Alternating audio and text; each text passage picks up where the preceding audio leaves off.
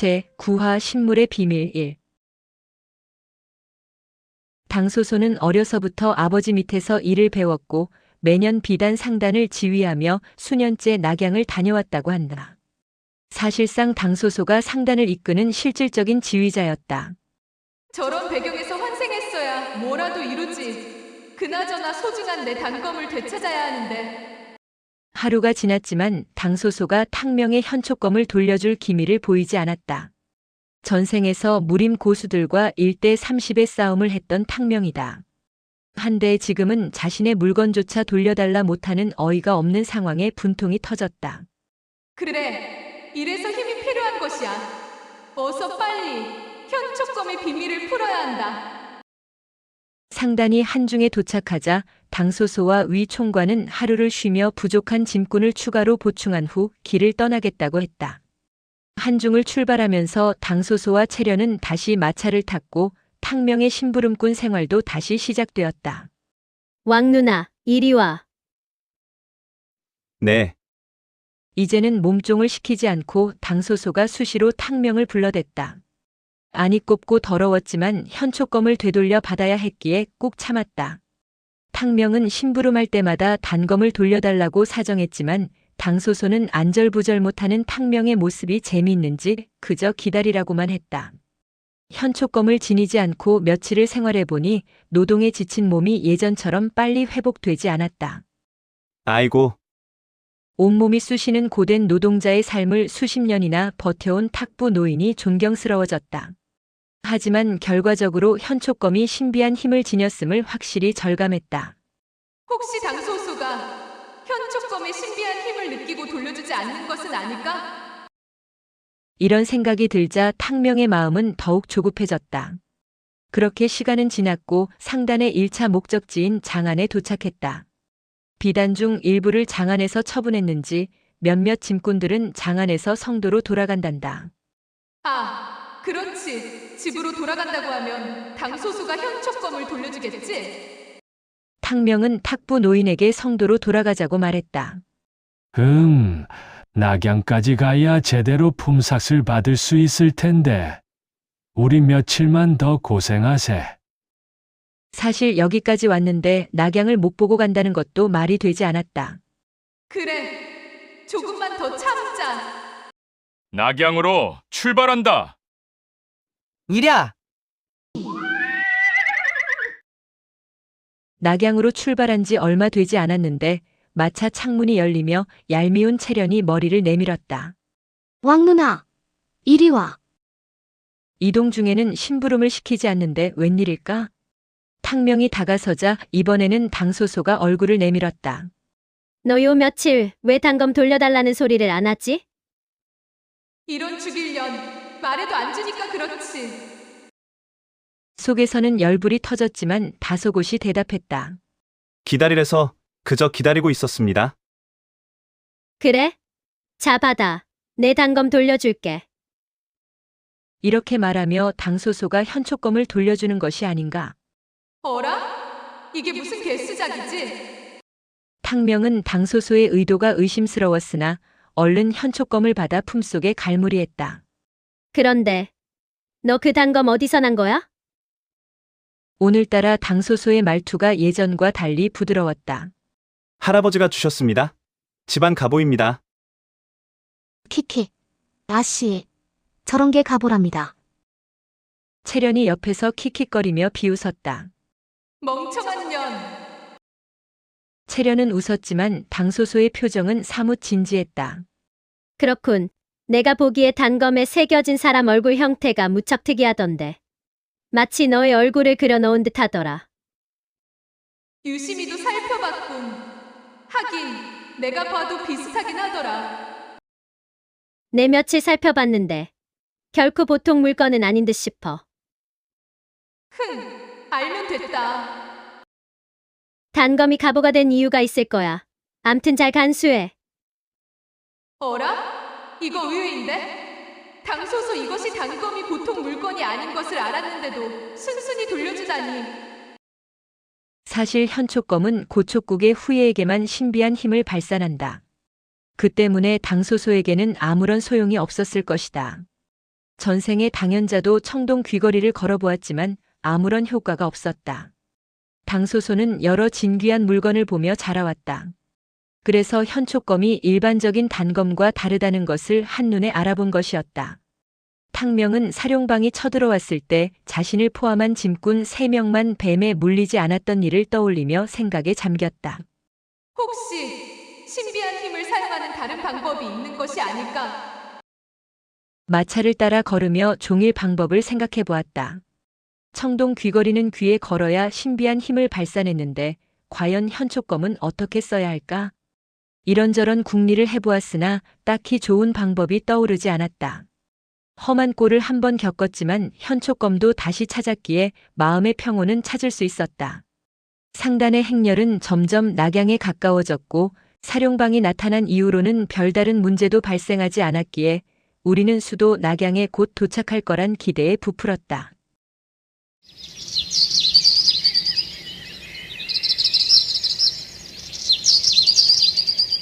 어느덧 거대한 낙양 성문이 눈에 들어왔다. 드디어 도착했군. 낙양성에 들어선 우리 상단은 한 달간의 여정을 마무리했고 모든 짐꾼의 마음이 홀가분해졌다. 나는 이제 어찌하지?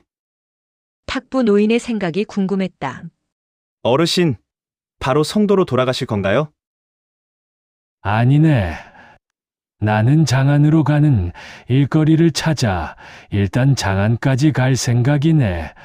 거기서 성도 가는 일거리도 찾아볼 계획이고, 그렇군요.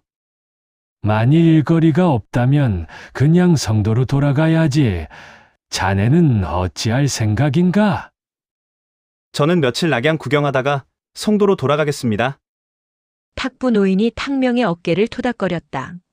낙양성 안에는 별의별 사람들이 다 있다네.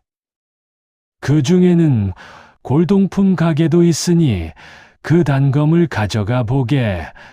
그들이라면 단검의 내력을 알 수도 있을 것이야. 네, 어르신. 암튼 고마웠네. 또 뵙겠습니다. 이렇게 탁부 노인과 헤어지고 나니 홀가분하면서도 아쉬운 마음이 들었다.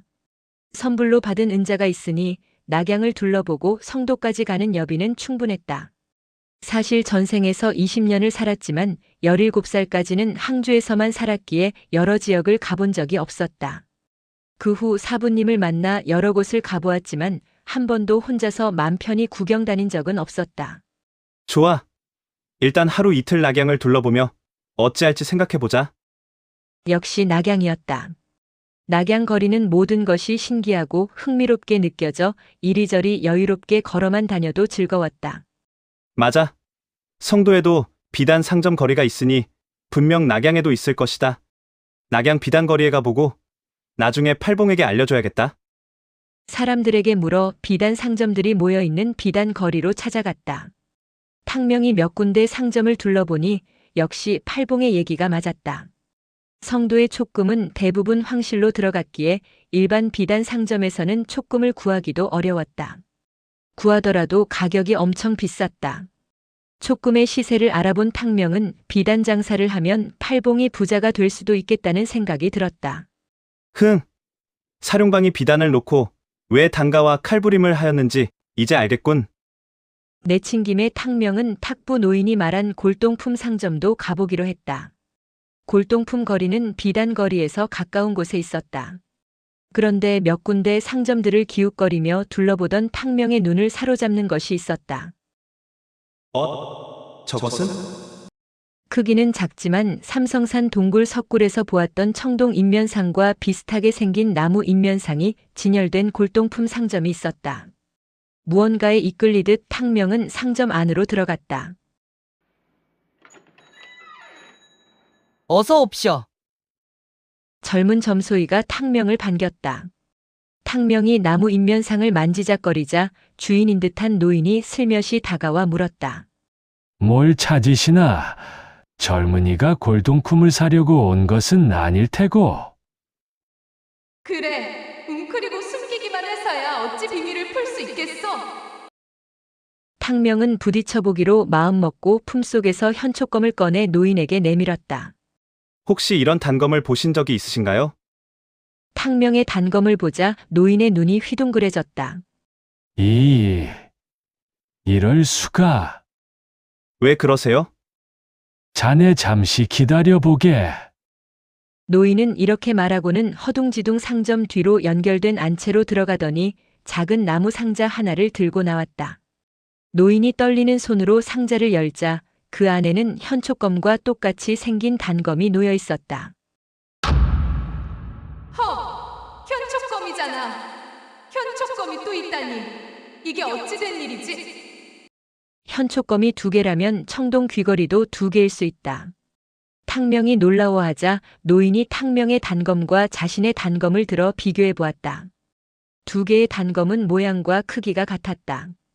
그러나 탕명의 단검은 붉은 기운이 단검 전체에 돌며 생명력이 느껴졌으나 노인의 단검에서는 붉은 기운이 돌지 않고 생명력도 전혀 느껴지지 않았다.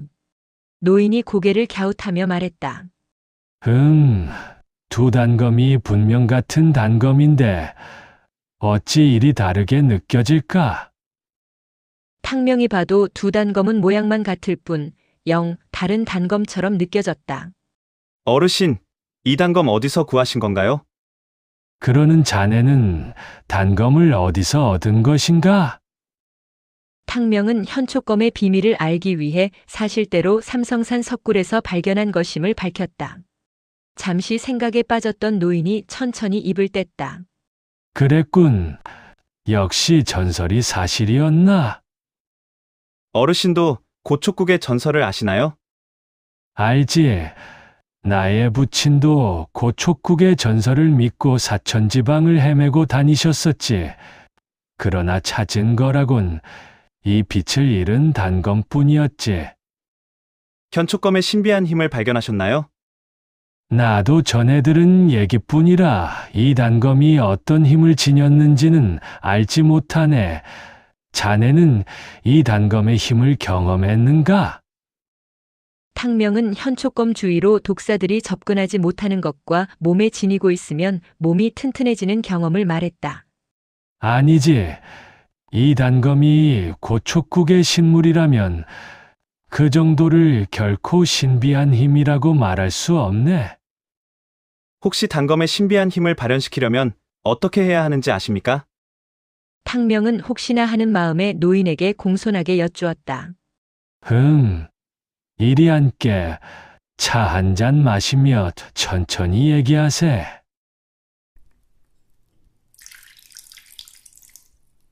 탕명은 노인이 따라주는 찻잔을 받아들고는 노인의 안색을 살폈다. 노인은 찻잔 뚜껑으로 찻잎을 고르며 한 모금 마신 후 생각에 잠겼는데 옛 기억을 더듬는 듯 했다. 마음이 급했지만 부탁하는 처지에 재촉할 수는 없었다. 탕명은 잠자코 노인이 입을 떼기를 기다렸다. 차가 식기 시작하자 노인이 고개를 들었다. 내 지난 기억을 찬찬히 되짚어 보았네. 자네 할아버지가 이 단검을 자네에게 지니고 다니라 했다지? 네, 그렇습니다. 자네 할아버지도 단검의 신비한 힘을 어찌 사용하는지는 모르는 거겠지. 다만 단검과 자네가 하나가 되어야 한다는 것만 알고 있는 거군. 그거야 당연한 소리. 탕명의 마음은 더욱 답답해졌다. 1달 이상을 품고 다녔는데 별 효과가 없었습니다. 그렇지. 단순히 신물을 지니고 다녀서는 신물의 힘을 온전히 받을 수가 없지. 그럼 어떻게 해야 하는데요?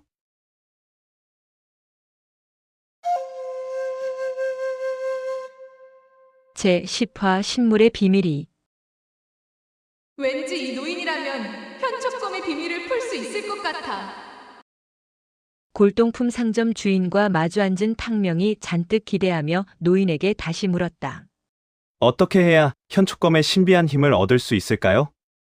그건 나도 모르지. 뭐야, 모른다고? 탕명은 노인이 뭔가 방법을 알려줄 거라 잔뜩 기대했었기에 노인의 대답에 무척 실망하였다. 그러나 노인이 말꼬리에 여운을 남겼다. 왜요? 무슨 방법이 있나요? 장담할 수는 없으나 어찌 보면 당연한 것이 아니겠는가? 뭐가 당연한가요? 차분한 성격의 노인은 자기 생각을 조금씩 풀어놓았다. 현촉검과 하나가 되어야 한다면 당연히 현촉검을 몸속에 넣어야 하지 않겠나? 네. 단검을 먹으라는 건가요? 허허, 어찌 청동으로 된 단검을 먹겠는가? 크크, 그건 그렇군요. 탕명은 자기가 말하고도 웃겼다. 그럼 어떡하란 말인가요? 노인은 눈을 가늘게 뜨고 탕명을 노려보더니 곧이어 청천벽력 같은 소리를 했다. 당연히 단검을 자네 몸에 찔러 넣는 것이지. 뭐라고요? 탕명이 깜짝 놀라 자리에서 벌떡 일어섰다. 왜 두려운가? 그럼 할 수 없고. 노인은 입맛을 다시며 다시 차를 마셨다. 탕명은 돌아서 나가려다 다시 생각해보니 노인의 말도 일리가 있었다. 그래, 끝까지 얘기나 들어보자. 탕명이 다시 자리에 앉자 노인은 찻주전자를 데우기 위해 일어섰다. 잘 생각해 보게. 많은 사람이 그 단검을 찾기 위해, 그리고 단검의 비밀을 풀기 위해 평생을 노력했었네.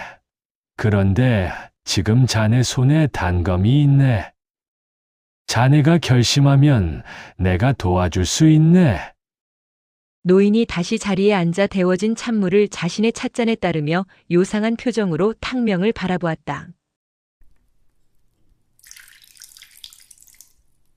여보게, 내가 이미 이렇게 늙었기에 망정이지. 만일 내가 젊은 시절에 자네를 만났다면 자네는 이미 저 세상 사람이 되었을 것이야. 이건 또 무슨 소리인가? 생각해보게. 세상 물정 모르는 소년이 신비한 힘을 얻을 수 있는 신물을 가지고 나타났다면 그 소년이 어찌 되었겠는가? 물론 그야 그렇겠지만 내가 누구인가? 나 1대 30으로 싸운 탕이거든. 탕명은 짐짓 놀란 표정을 지어 보였다. 탁부 노인도 그렇지만 이 노인도 보통이 아니다. 뭐 그리 겁먹을 필요 없네. 나는 이미 늙었으니 더는 삶에 욕심이 없다네. 노인의 눈에 잠시 비쳤던 살기가 사라지더니 호기심이 가득한 눈으로 변했다. 나는 다만 식물이 어떤 힘을 지녔는지 그걸 보고 싶을 뿐이야. 전생에 강호를 종행했던 탕명은 노인이 아기가 없음을 바로 알 수 있었다. 그래, 노인이 현촉검을 뺏으려 했다면 다른 방법을 사용했겠지. 어르신, 그럼 어찌 해보실 생각입니까? 탕명이 다시 의욕을 보이자 노인이 탕명에게 바짝 다가앉으며 말했다. 이복에 단검의 붉은 빛이 감도는 이유가 무엇일까? 네? 아마도 살아있다는 증거가 아닐까요? 그렇지. 나는 단검이 주인의 피를 원하는 것이라 생각하네. 주인의 피를 원한다고요? 그렇지. 어째 나와 한번 시험해 보겠는가?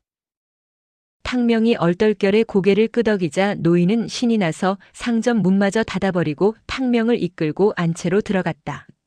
탕명은 굳게 마음을 먹고 노인이 이끄는 대로 해보기로 했다.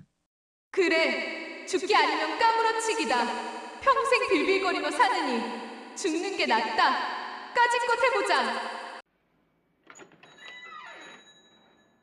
노인은 탕명을 데리고 뒷마당으로 가더니 커다란 수탉 한 마리를 잡아쥐었다.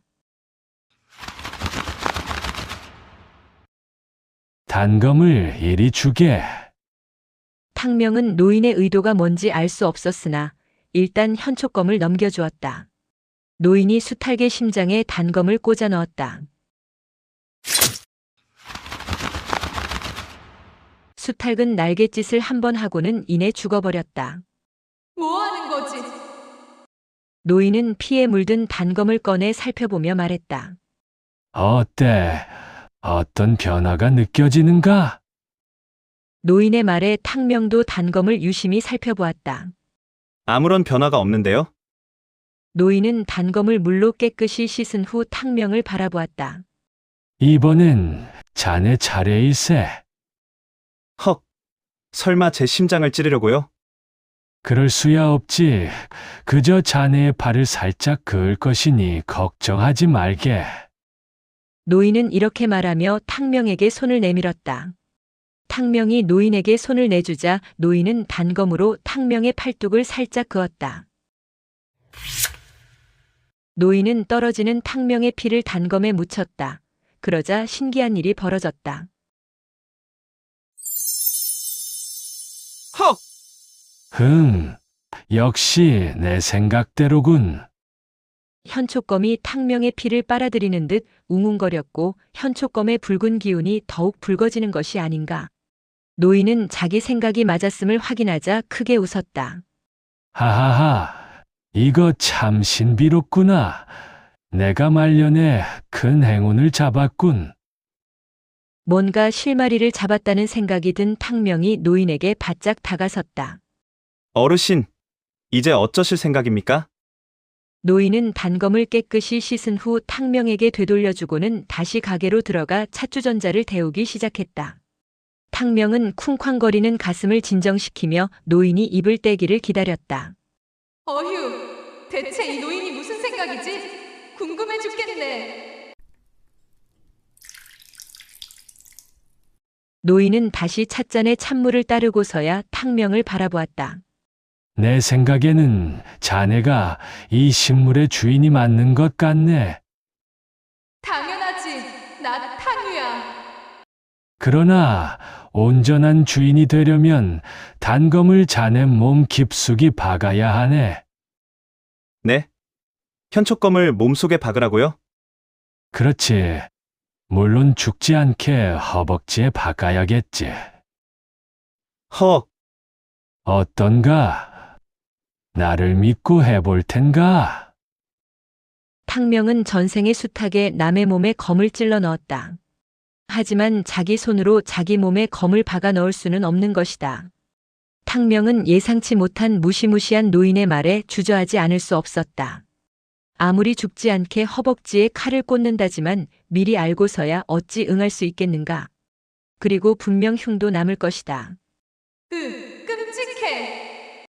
탕명이 주저하자 노인이 고개를 끄덕였다. 하긴 두 눈 멀쩡히 뜨고 자기 몸에 칼을 박아 넣긴 쉽진 않겠지? 자네 점혈수법이라고 들어보았나? 점열? 당연히 알지.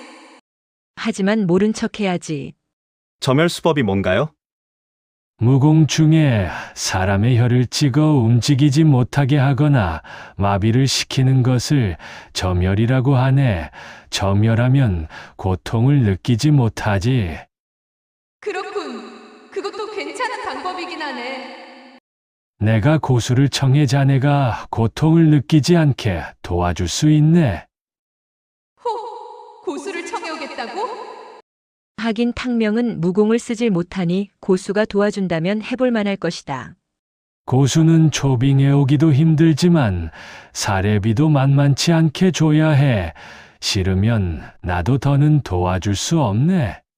탕명이 생각해보니 자기 손으로 현초검을 허벅지에 박을 수는 없었기에 어쩔 수 없이 고개를 끄덕였다. 해볼게요. 흐흐, 좋아.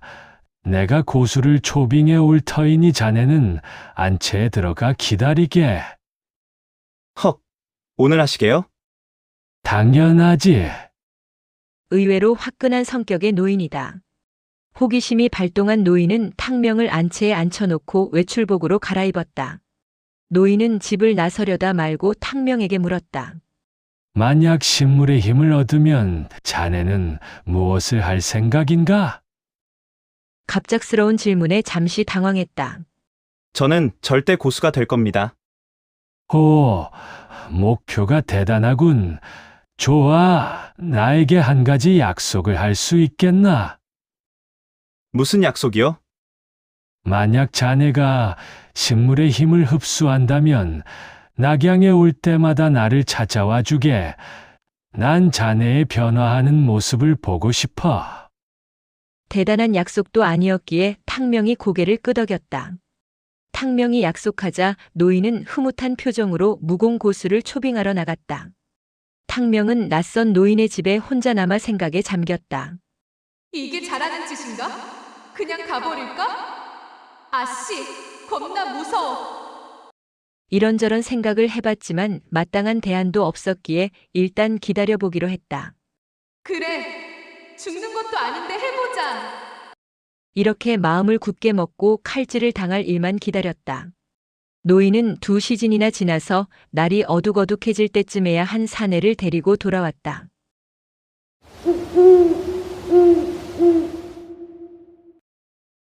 사내는 멀끔하게 생긴 30대 건장한 남자였다. 하지만 한눈에 봐도 인류 고수는 아니었다. 훗, 고수는 무슨, 그저 간신히 이루 정도 되겠군. 초인류 고수였던 탕명의 눈에는 그저 그런 무리민이었다. 탕명이 사내를 못 믿었다는 표정으로 바라보자 노인이 사내를 소개해 주었다. 이분은 청성파 속가제자로 인류 고수이시네. 뭐 인류 고수까지는 아니고. 사내는 쑥스러운지 실없이 웃었다. 막상 사내가 입을 여니 좀 건달기가 있어 보였다. 사내가 탕명에게 다가서며 노인에게 물었다. 이 아이인가요? 그렇습니다. 아프지 않게 살살 부탁합니다. 하하, 염려 마시오. 사내는 이렇게 장담하고는 탕명에게 손을 내밀었다. 나는 양도라고 하네. 단검을 꺼내보게. 탕명은 사내에게 몸을 맡겨도 될지 영 불안했다. 그러나 점열 정도는 이류 고수쯤 되면 누구나 할 줄 알기에 꼭 인류 고수일 필요는 없었다. 탕명이 현초검을 건네주자 사내는 잠시 살펴보고는 고개를 끄덕였다. 오, 내 평생 숱하게 많은 검을 보았으나 이 단검에서 발산되는 검기는 특이하군. 사내는 보기보다 눈썰미가 있었다. 좋아, 흥미롭군. 예, 탕명은 순식간에 온몸에 힘이 빠지면서 주저앉았다. 사내는 탕명을 벽에 기대게 앉혔다. 놀라지 마라. 혈도를 짚은 것이니 아프진 않을 것이다. 예. 내가 좋은 금창약도 가지고 왔으니 며칠 누워있으면 금방 걸어 다닐 수 있을 것이다. 알아. 나도 다 안다고. 얼른 하기나 해. 이왕 벌어진 일이기에 탕명은 그저 눈만 깜빡였다. 사내는 한순간도 망설이지 않고 현초검을 탕명의 허벅지에 박아버렸다. 이야! 아파서 소리친 게 아니었다. 탕명은 자신의 허벅지가 불쌍하고 혹시나 흉이 질까 그것이 두려워 소리를 지른 것이다. 현초검이 탕명의 허벅지에 깊숙이 박히자 허벅지에서는 붉은 피가 솟구쳤다. 세 사람은 허벅지에 박힌 단도를 호기심이 가득한 눈빛으로 바라보았다.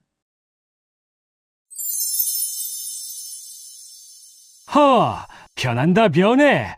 현촉검이 온통 붉게 변하고 있어. 노인이 신기해하며 소리쳤다. 그러나 곧이어 엄청난 고통이 허벅지에서 전해졌다. 아! 아파요! 어느새 점열이 풀리면서 허벅지에서 강한 통증이 밀려오자 탕명이 비명을 지른 것이다. 노인이 어리둥절해서 양도를 쳐다보았다. 양도도 황당한 표정으로 고개를 저었다. 이상하군. 혈도가 저절로 풀려버렸어. 양도가 다시 탕명의 혈도를 짚었다. 그러자 허벅지에서 밀려들던 고통이 사라졌고 탕명도 안도의 한숨을 내쉬었다. 그러나 아픔이 가시자마자 다시 고통이 밀려왔다. 아! 또 아파요! 이런, 또 혈도가 풀려버렸네. 이렇게 양도가 혈도를 찍고 저절로 풀리기를 여러 번 되풀이했다. 고통이 밀려왔다가 사라졌다가를 반복하자 탕명은 오히려 더 괴로웠다. 결국 혈도가 다시 풀렸고 양도가 다시 손을 쳐들자 탕명이 외쳤다. 그만하세요! 그냥 아픈 것이 낫겠어요! 그래, 알았다. 양도는 멋쩍어하며 혈도를 찍으려던 손을 내렸다. 어라, 단검의 색이 다시 변하기 시작했네. 노인이 신기한 듯 동그랗게 눈을 뜨며 수염을 매만졌다. 과연 붉은 기운이 강했던 현촉검이 서서히 그 기운을 잃기 시작하는 것이었다. 세 사람은 현촉검의 변화에 집중했다. 1시경쯤 지나자 현촉검의 붉은 기운은 완전히 사라졌고 탕명은 고통에 기진맥진하였다. 죽겠네. 노인이 눈짓하자 양도는 단숨에 단검을 뽑아버렸다. 이야! 제기랄! 이놈의 돌팔이 이루고소! 탕명은 전생에 수많은 사람을 죽였지만 정작 이런 칼침을 제대로 맞아본 적은 처음이었다. 탕명은 새삼 전생에 자신의 손에 죽었던 사람들이 이렇게 아팠겠구나 하는 생각이 들었다.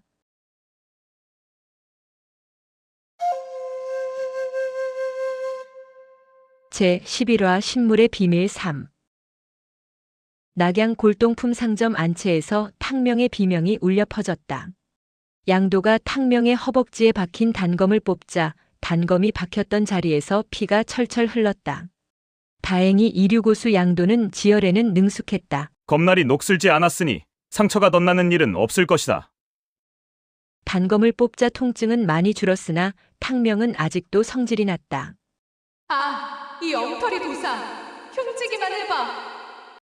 양도의 치료가 끝나자 노인은 가지고 있던 단검과 탕명의 현촉검을 나란히 들어보였다. 이거 보게나. 붉은 기운이 사라지니 어떤 게 자네의 현촉검인지 구별이 되지 않네. 제가 한번 볼게요. 탕명이 2개의 단검을 들고 살펴보니 정말로 어떤 것이 탕명의 것인지 분간하기 어려울 만큼 똑같아졌다. 기안하네요. 두 단검이 똑같아졌어요. 그렇지. 우리가 일단은 성공한 것 같네. 노인은 오히려 흐뭇한 표정이었다. 성공했다고요? 암만 식물의 신비한 힘이 제대로 자네에게 흡수된 것 같네. 어때? 몸이 달라진 것 같지 않은가? 전 그냥 허벅지가 아플 뿐인데요. 탕명은 생각보다 깊은 상처에 화가 치밀어 양도를 노려보았다. 하하, 암튼 찬찬히 지켜보세. 탕명이 어느 정도 안정을 찾자 노인이 은자꾸러미 하나를 양도에게 건네주었다. 양도사, 이렇게 와주셔서 감사합니다. 감사합니다, 어르신. 양도는 은자꾸러미를 받아들고는 슬쩍 탕명의 눈치를 보며 말했다. 자네가 무공을 배워보려 한다며? 이것도 인연인데 나한테 배워보지 않겠는가? 자네가 신비한 힘을 얻었는지 궁금하기도 한데. 뭐라고? 이 돌팔이가... 탕명의 처지가 아무리 급해도 이 돌팔이 도사를 스승으로 삼기에는 탕명의 자존심이 허락지 않았다. 할아버지께서 성도에서 기다리십니다. 저는 성도에 가서 무공을 배워볼 생각입니다. 그래? 아쉽군. 탕명이 단칼에 거절했음에도 양도는 다시 의외의 제안을 하였다. 어쩔 수 없지. 그럼 내가 성도에서 무공을 가르치는 사형에게 소개장을 써줄 테니 한번 찾아가 보겠는가? 아, 정말 집요하군.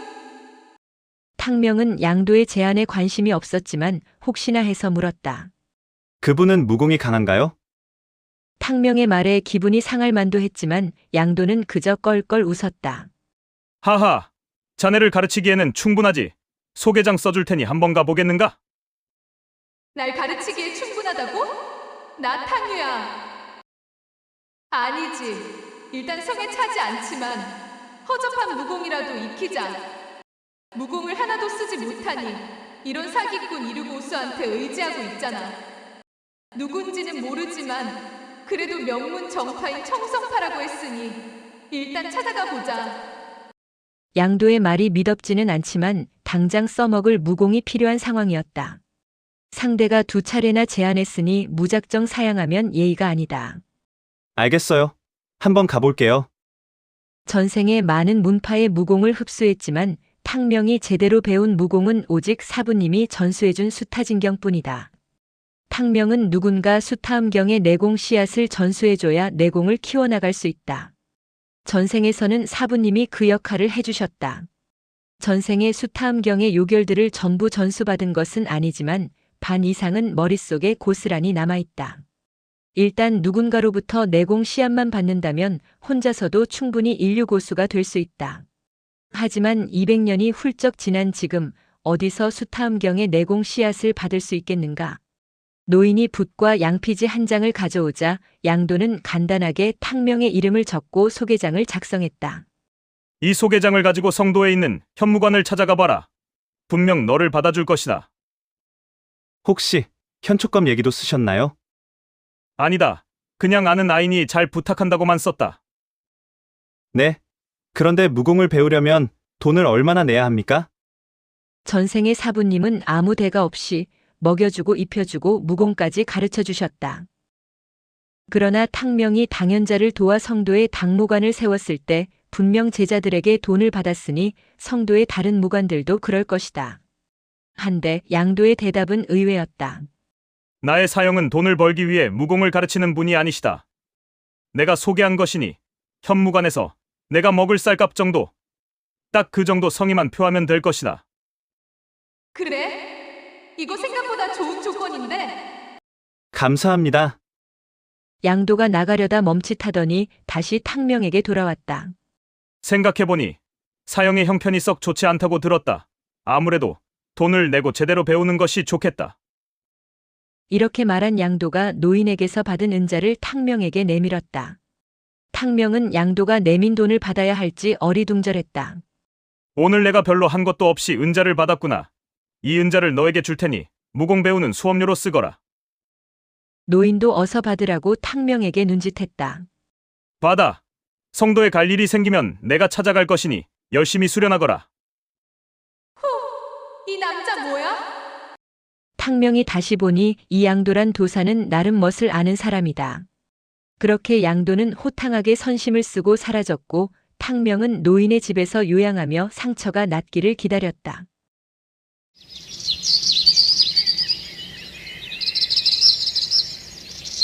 그렇게 이틀이 지나자 신기하게도 탕명에 깊었던 상처가 빠르게 아물기 시작했다.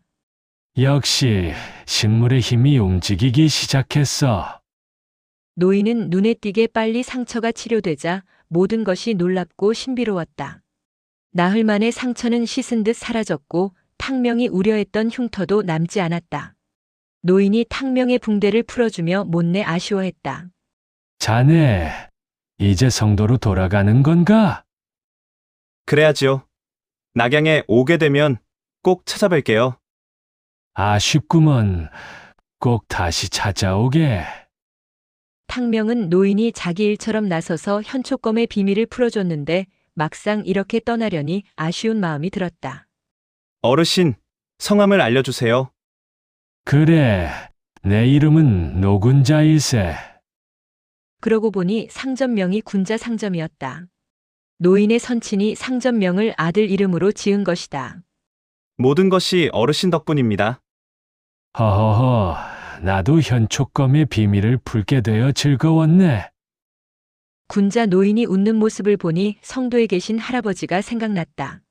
할아버지가 이 소식을 들으면 엄청 놀라시겠지? 탕명은 할아버지의 놀라실 얼굴을 상상하며 장안으로 출발했다. 허벅지에 단검이 박혔었지만 언제 그랬냐는 듯 온몸에 힘이 넘쳤다. 파란 하늘에 둥둥 떠있는 뭉게구름처럼 발걸음이 가벼웠다. 가뿐한 마음으로 장안에 도착하니 짐꾼들이 저작거리에 삼삼오오 모여 있었다. 짐꾼을 보니 탁부 노인이 했던 말이 생각났다. 그래, 꼭 먹고 알먹고라고 했지. 짐꾼을 구하는 곳에 가보자. 이왕이면 돈도 벌고 좋잖아. 돈 벌어서 할아버지 드리고 팔봉이 장사 미천에 보태야겠다. 탕명이 짐꾼들을 따라 이리저리 돌아다니다 보니 반가운 얼굴이 눈에 들어왔다. 바로 탁부 노인이었다. 아직 성도로 출발하지 않으셨나? 반가운 마음에 손을 흔들며 소리쳐 불렀다. 어르신, 탁부 어르신. 오, 장안엔 언제 왔지? 자네도 성도로 가는 일거리 찾는 중인가? 네. 어르신이 말씀하신 게 생각나서 혹시나 해서 와봤어요. 허허. 그럼 이번엔 내가 자네에게 일거리를 구해줄 차례군. 마침 잘 됐네. 내가 장안에서 성도로 가는 일거리를 잡아놨으니 날 따라오게. 고맙습니다. 그런데 옮기는 물건이 뭐예요? 사천표국에서 산호수인지 산호초인지를 성도까지 옮기는데 짐꾼이 더 필요하다고 하네. 산호수가 뭔데요? 나도 얘기만 들었는데 나뭇가지 모양으로 생긴 산호라고 하네. 산호는 또 뭔데요? 바다에서 사는 나무라는데 나도 본 적은 없네. 사람들이 황금보다 귀하다고 하더군. 암튼 이참에 눈 호강하게 생겼어. 탁부 노인을 따라가 보니 산호수는 이미 나무 상자에 넣어 수레에 실려 있었다. 그리고 산호석이라는 희한하게 생긴 돌덩어리도 마차에 실려 있었다. 사천표국이 장안에서 산호수 수십 개를 성도로 옮기는데 모두 사천당가가 특별히 주문한 물건이라고 했다. 또 사천단가야? 암튼 인연이야. 인연. 탁부 노인과 탕명이 할 일은 산호수를 직접 옮기는 것은 아니고 산호수를 전시할 받침대와 각종 장식품을 짊어지는 것이었다. 물론 틈틈이 사천표국 표사들을 위해 허드렛일도 해야 했다. 사천표국은 사천에서 가장 큰 표국으로 자신들이 특별히 제작한 마차를 사용했다. 사천표국 마차는 말 2마리가 일렬로 끄는 마차다. 폭이 좁은 대신에 많은 짐을 실을 수 있게 위로 높게 만들어서 높고 험준한 좁은 사천 지방의 길에 맞게 특수 제작한 짐마차다. 5대의 마차가 앞장서 출발하자 탕명과 탁부 노인도 한 짐씩 짊어지고 마차를 따라 이동하기 시작했다. 귀한 산호수를 실은 마차는 천천히 움직였기에 탕명은 탁부 노인 옆에 붙어 걸으며 낙양에서 겪은 일을 들려주었다. 허허, 그거 참 신기한 일이군. 탕명의 이야기를 듣던 탁부 노인은 현촉검을 허벅지에 꽂자 현촉검의 붉은 기운이 탕명의 몸속으로 흡수되었다는 대목에서 눈이 휘둥그레지며 놀라워했다. 암튼 내가 보기에 자네는 행운을 타고난 것 같네. 앞으로 분명 큰 인물이 될 것이야. 정말로요? 저도 그리 됐으면 좋겠습니다. 아야! 갑자기 누군가 탕명의 뒤통수를 강타했다. 이 자식아, 우리가 놀러 가는 줄 알아? 일렬로 가. 그리고 잡담 금지야. 칼을 찬 표사 한 놈이 눈을 부라리며 탕명을 노려봤다. 네, 어르신. 제기랄. 나중에 큰 인물이 되면 뭐하냐? 맨날 이렇게 저 터지기만 하는데. 그래, 지금은 참자. 나한테는 현촉검이 있잖아. 한 놈 한 놈 기억해뒀다가 반드시 자근자근 밟아주겠다. 탕명은 무공을 되찾을 미래의 모습을 상상하니 오히려 마음이 편해졌고 찌푸렸던 얼굴도 펴졌다. 비단을 지고 장안에 갈 때보다 시간은 더 걸렸지만 잔심부름시키는 얄미운 당소소가 없어서인지 몸은 한결 편했다. 드디어 사천당가에 도착했다. 사천표국 표사들은 산호초가 들어있는 커다란 나무 상자들을 조심스럽게 내려놓았다. 탕명은 한 달 동안 산호수가 어찌 생겨 먹었는지 궁금해서 미칠 지경이었다. 드디어 오늘 산호수를 구경할 수 있겠지? 탕명이 잔뜩 기대하며 상자들이 열리기를 기다렸다. 됐다. 짐꾼들은 이제 돌아가거라. 에이, 뭐야? 잔뜩 기대했는데? 산호수 구경도 못했는데? 탕명이 실망하고 있는데 붉은 비단 치마를 입은 소녀가 이쪽으로 걸어오며 명령했다. 내 산호수부터 처소로 옮겨줘. 그녀는 지난번 낙양길에 탕명에게 온갖 심부름을 시켰던 바로 그 당소소였다. 그때는 주로 남장을 했었는데 지금은 곱게 치마를 차려입고 화장을 하니 어여쁜 아씨의 모습이었다. 호, 이것 봐라. 새로운 모습으로 변신한 당소소가 자신이 알던 그 못된 당소소가 맞는지 탕명은 자신의 눈을 의심했다.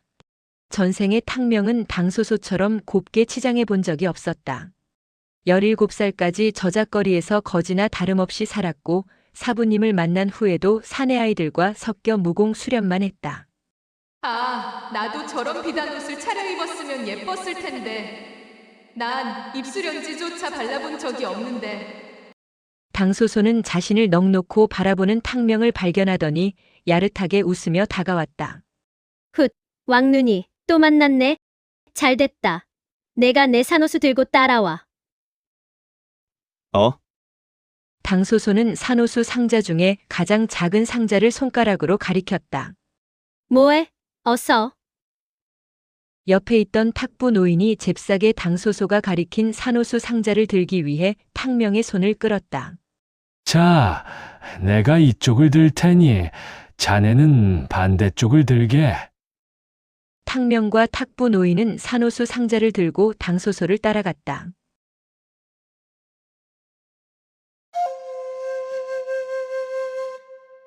제12화 현무간일. 탕명이 사천단가에 두 번째 와보았지만 안채로 들어온 것은 이번이 처음이었다. 높이 솟은 담장을 따라 은행나무가 심어져 있고 청석돌로 만들어진 계단 주변을 따라 아름다운 꽃들이 피어 있었다. 역시 성도 제일 부자라는 명성에 어울리게 저택은 크고 화려했다. 그 중에서도 당소소의 처소는 장식품 하나하나가 예술품처럼 고상했고 생전 처음 보는 물건들로 가득 차 있었다. 으리으리하군. 나도 이런 대저택에서 살아볼 수 있을까? 당소소는 집 구경에 얼이 빠져 있는 탕명과 탁부 노인에게 잠시 자신의 왕궁을 구경할 시간을 주었다. 자, 상자는 저기에 내려놔. 상자를 내려놓자 당소소가 직접 상자의 뚜껑을 열었다. 역시 아름다워. 탕명, 이거 저 탁자 위에 올려놔. 값비싼 사치품에 기분이 좋았는지 당소소가 별명 대신 탕명의 이름을 불렀다. 탕명은 상상 속에서 그려본 산호수가 어떻게 생겨 먹었는지 무척 궁금했기에 얼른 상자 안의 산호수를 꺼내보았다. 우와, 이게 바로 산호수구나. 산호수는 나뭇가지처럼 생겼는데 하얀색 바탕에 알록달록한 뭔가가 잔뜩 붙어 있었다. 아무튼 예쁘고 화려하고 멋있는 느낌은 알겠는데 황금보다 귀하다는 것에는 동의할 수 없다. 어휴, 먹고 사는데 걱정이 없으니 이런 것에 돈을 쓰는구나. 당연자와 당후는 사치와는 거리가 먼 사람들이었는데 후손들은 이렇게 사치스럽게 살다니. 강산이 수십 번 바뀌어 200년의 세월이 흘렀다. 당시 집안 사람들은 가문을 일으켜 떵떵거리며 잘 살고 있는데 탕씨 집안은 후손들조차 찾아보기 어렵다니. 좋아. 나 탕유. 아니 탕명이 탕씨 가문을 일으키겠다. 탕명이 산호수를 들고 넋이 나간 듯 생각에 빠져 있자 탁부 노인이 산호수를 받아 당소소가 가리킨 탁자 위에 살며시 내려놓았다. 좋아, 됐어. 만족스러운 눈빛으로 산호수를 바라보던 당소소가 고개를 돌리며 물었다. 탕명, 그런데 너 이제야 성도에 돌아온 거야? 응, 응? 왜? 왜? 당소소가 팔짱을 끼더니 눈꼬리를 치켜 세웠다. 너 내가 누군지 몰라? 알지? 당소소. 탕명, 너 뭐 잘못 먹었냐? 왜? 뭐가 문제야? 어쭈, 왕눈이 말이 짧다. 아씨라고 존대해야지. 아씨, 내가 왜? 정말 웃기시네. 너뿐만 아니라 지금의 사천당가도 내가 없었으면 존재하지도 못했어. 전생을 회상하니 속이 뒤집혔다. 탕명은 자신이 어떻게 당무관을 세웠는지 전부 까발리고 싶은 심정이다. 탕명이 눈썹을 꿈틀대며 말하자 당소소가 어이없다는 표정이다. 왜라니? 정말 어이없네. 난 짐꾼이지 너희 집종이 아니야? 그리고 이제 짐도 다 날랐으니 짐꾼도 아니잖아. 뭐라? 당소소의 눈꼬리가 올라가자 탁부 노인은 탕명의 옆구리를 쿡 찌르며 안절부절 못했다. 호호, 웃겨. 당소소는 한바탕 웃더니 고개를 비스듬히 하며 고개를 끄덕였다. 좋아. 내가 오늘은 기분이 좋아서 봐준다. 이제 가봐. 한바탕 곤욕을 치를 것으로 생각했던 탁부 노인은 당소소가 가보라 하자 얼른 허리를 굽히며 탕명을 끌고 당소소의 처소를 빠져나왔다. 어휴, 난 경을 치는 줄 알았네. 제가 뭘 잘못했나요? 됐네. 얼른 돈이나 받아 가세. 탁부 노인은 창고 책임자에게 지난번 비단을 싣고 낙양에 갔었던 품삯을 요청했다. 책임자는 찬찬히 장부에서 탁부 노인의 이름을 찾기 시작했다. 탁부라고 했소. 어디 보자. 옳지, 여기 있군. 저도 주세요. 저는 탕명입니다. 창고 책임자는 손도장을 받고 두둑한 품삯을 내주었다. 두 사람은 품삯을 챙겨 사천단가에서 나온 후 사천표국에 가서도 품삯을 받았다. 탕명의 주머니가 이렇게 두둑한 건 전생과 이번 생 통틀어 처음이었다. 어르신, 우리 부자 됐어요. 허허. 다 자네 덕일세. 한데, 자네 이제 짐꾼 일은 안 하겠다고? 네. 저는 무공을 배울 겁니다. 그렇군. 그럼 가끔 지나가다 만나면 탁주라도 한잔 하세. 그럼요. 어르신, 건강하세요. 그래, 잘 가게. 탕명은 탕군 할아버지와 군자 어르신 그리고 탁부 어르신처럼 노인과 궁합이 잘 맞았다. 사실 200살이 넘은 탕명이니 뭔가 통하는 것이 있었으리라. 탕명은 주머니가 두둑했기에 먼저 닭 3마리를 샀다. 2마리면 충분하지만 당소소가 사치스럽게 사는 것을 본 터라 왠지 사치를 부리고 싶었다. 할아버지, 탕명이 소리치며 들어가자 탕군이 맨발로 뛰어나왔다. 명아, 그래, 우리 손자 어디 다친 곳은 없느냐? 네. 건강하게 돌아왔습니다. 그런데 할아버지 뒤를 따라 팔봉이 싱글싱글 웃으며 따라 나오는 게 아닌가. 탕명 나왔어. 팔봉, 언제 왔어? 응, 어제 왔어. 팔봉이 결국 어머니를 설득하고 성도로 온 것이다. 탕명, 정말 낙양에 갔다 온 거야? 그럼, 탕명은 신이 나서 이번 여행에서 겪었던 일을 찬찬히 풀어놓기 시작했다. 협곡에서 사룡방이 기습하여 뱀을 풀어놓아 짐꾼들이 물렸다는 이야기를 하자 탕군은 놀라서 눈이 휘둥그레졌다. 다시 낙양에서 허벅지에 단검을 꽂는 이야기에 두 눈이 튀어나올 듯이 긴장하시다가 곧 안도의 한숨을 쉬셨다. 그러나 팔봉은 현초검이 뭔지 몰랐기에 탕명이 하는 말을 듣는 둥 마는 둥 닭 다리만 뜯어댔다. 할아버지, 낙양에 간 것은 정말 신의 한 수였어요. 그렇구나. 나도 일이 이렇게 될 줄 상상도 못했다. 그래, 이제 어쩔 거냐? 그 현무관이란 데를 가볼 테냐? 네. 저는 무공을 배우고 싶어요. 명아, 현촉검에 대해서 함부로 발설하면 안 된다. 팔봉아, 너도 다른 사람에게 절대 얘기하지 말거라. 네, 할아버지. 역시 돈이 좋다. 탕명이 품삯으로 받은 꾸러미를 할아버지께 드리자 집안에 풍요의 미소가 가득해졌다.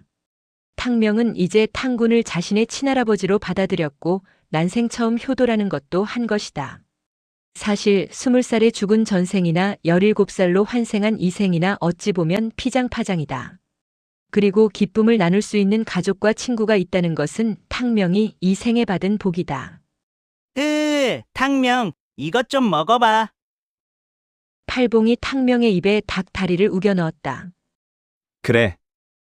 이제 입도 털만큼 털었으니 배를 채울 때다.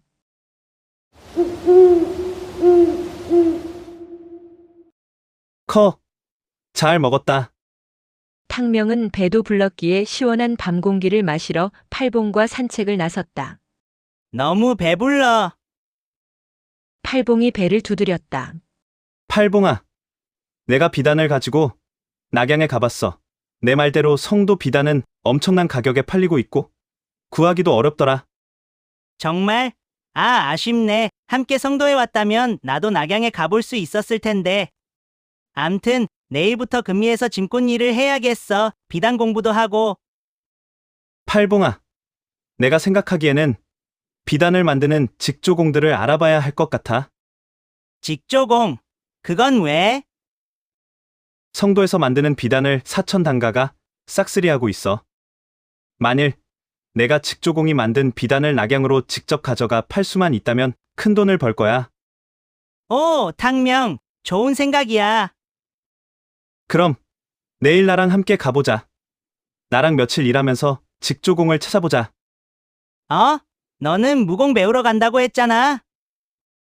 며칠 늦게 가도 괜찮아. 너하고 나하고 같이 일하면 좋잖아. 나야 내가 함께 가주면 좋지. 흐흐.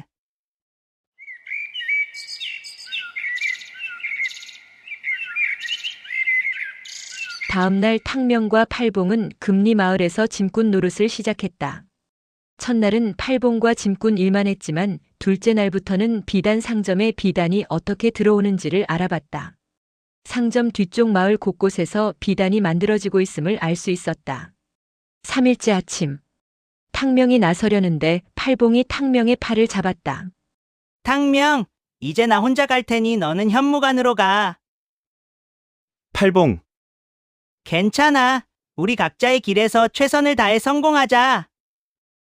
그래, 좋았어. 서로 다른 새 출발을 응원하며 팔봉은 금리 마을로 가고 탕명은 현무관을 찾아 나섰다. 성도에는 무공을 가르치는 대표 무관이 두 곳이 있는데 그중 사천단가의 당무관과 탕명이 찾아가려는 현무관이 있었다. 성도 사람치고 현무관을 모르는 사람이 없기에 현무관을 찾는 것은 어렵지 않았다. 당무관은 사천단가가 어린 제자들을 무사로 키워내는 곳이었고 현무관은 낙양에서 만난 양도도사의 말처럼 청성파 속가 고수가 관장이라고 했다. 현무관 정문에 도착했다. 어라? 쩍쩍 갈라진 초라한 문은 반쯤 열려 있었고 그 흔한 문지기조차 없었다. 안으로 들어가자 생각보다 고요하여 적막한 느낌마저 들었다. 부푼 희망을 품고 찾아간 현무관은 낡고 초라했다. 아침이라 그런가? 왜 이리 조용하지? 탕명은 자신이 제대로 찾아왔나 하는 생각이 들 정도로 현무관은 조용했다. 심호흡을 한 번 하고는 탕명이 조심조심 안으로 발걸음을 옮겼다. 계세요? 누구 계세요? 여기 계시다. 깜짝 놀라 돌아보니 허름한 차림의 중년 남자가 빗자루를 들고 서 있었다. 빗자루를 들고 있는 남자가 물었다. 넌 누구냐? 저는 탕명이라 합니다. 관장님을 뵈러 왔습니다. 내가 관장인데. 세월이 흘러 강산이 바뀌어도 변하지 않는 것이 있다. 현무관의 관장이라면 당연히 무공 고수이고 고수라면 적어도 낙양에서 만났던 양도만큼의 풍모는 갖췄을 것으로 상상했었다. 그런데 앞에 빗자루를 들고 서 있는 남자의 풍채는 일반인과 별로 달라 보이지 않았고 고수의 향기도 전혀 나지 않았다. 전생의 선우 무도 사부님은 영웅의 풍모를 지녔었다. 너무 비교된다. 이런 사람을 내가 사부로 모셔야 하나? 눈을 비비며 다시 찬찬히 훑어보았지만 탕명의 눈에는 그저 평범한 이류 고수였다. 그렇지. 혹시 절정고수? 절정고수는 오히려 평범한 법이지. 보이는 것이 다가 아니다.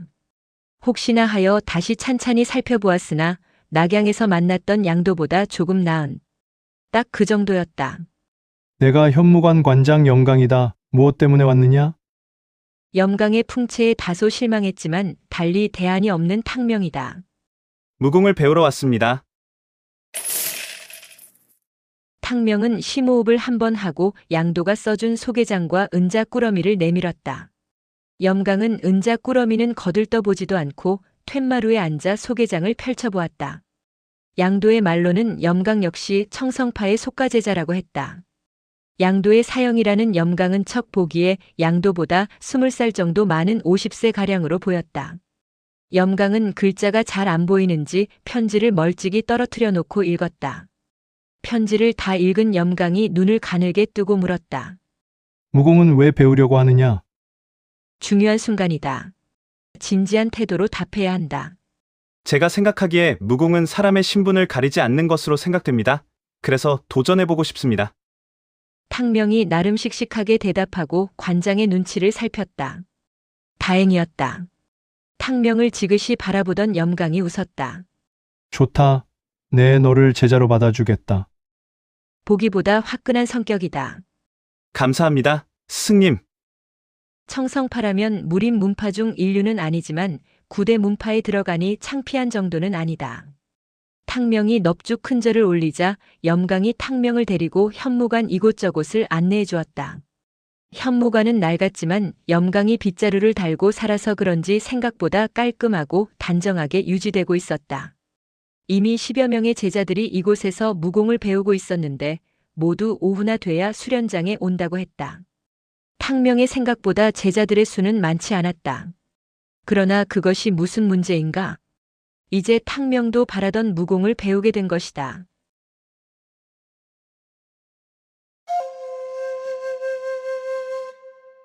제13화 현무관 2. 현무관은 다른 무관과 다른 점이 있었다. 그것은 다른 수련장과는 달리 무공과 글공부를 함께 익힌다는 것이다. 탕명은 전생이나 이생에서도 제대로 글공부한 적이 없었다. 전생에 선우 무도 사부님을 만나 겨우 까막눈은 면한 수준이었지만 수타진경의 구결들을 이해하는데 어려움을 느꼈다. 잘 됐다. 글 공부하면 수타진경을 이해하는 데 큰 도움이 되겠지? 현무관에는 탕명 또래가 넷이 있었는데 그 중에 당소소만큼 예쁜 여자애가 하나 있었다. 그녀의 이름은 제가런인데 당소소와는 달리 탕명에게 엄청 상냥했다. 낙양에 가면 자신의 지위가 낮음을 알게 되고 성도에 가면 자신이 너무 일찍 결혼했음을 알게 된다라는 말이 있다. 성도의 미인들은 피부가 깨끗하고 하얗다. 햇빛에 노출되기 어려운 기후 조건과 좋은 물이 영향을 주었기 때문이란다. 아무튼 탕명이 보기에 당소소와 제가런의 미모는 우열을 가리기 힘든 성도 양대 미녀임이 틀림없다. 제가런은 명문 귀족 집안의 딸이다. 지금은 몰락했지만 60년 전만 해도 촉을 다스리던 명재상 제갈량의 후손이란다. 제가런 이외에도 명문 가문의 후손들이 있다. 관우의 후손인 관식과 장비의 후손 장포, 그리고 조은의 후손인 조영이란 아이들이다. 탕명은 고촉국의 후예이다.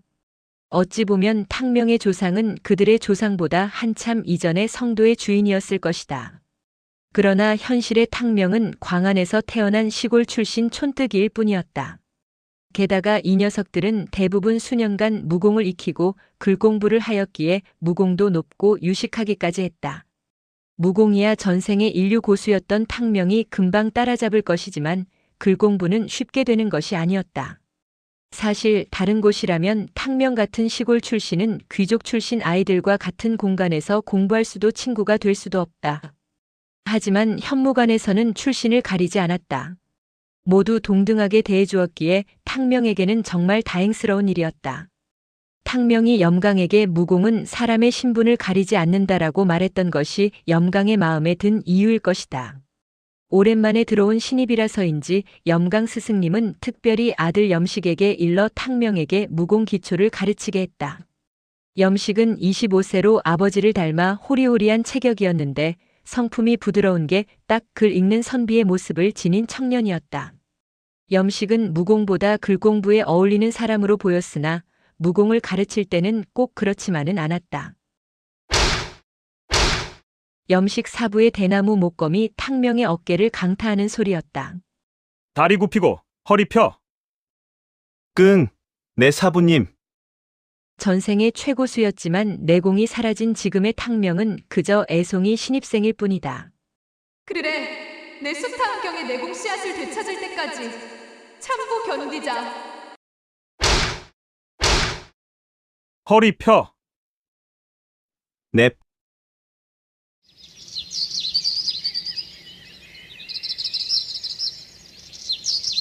개별 훈련을 받은 지 열흘이 지나자 탕명의 재능이 빛을 발하기 시작했다.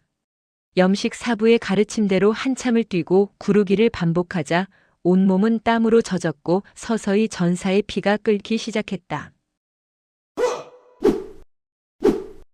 탕명의 손과 발이 빠르게 움직였다. 역시 탕명은 무공체질이었다. 전생의 사부인 선우 무도에게는 제자가 5이 있었는데 그중 탕유가 가장 늦게 제자가 되었지만 무공 실력은 단연 탕유가 최고였다. 좋았어. 오늘은 이만하겠다. 수고했다.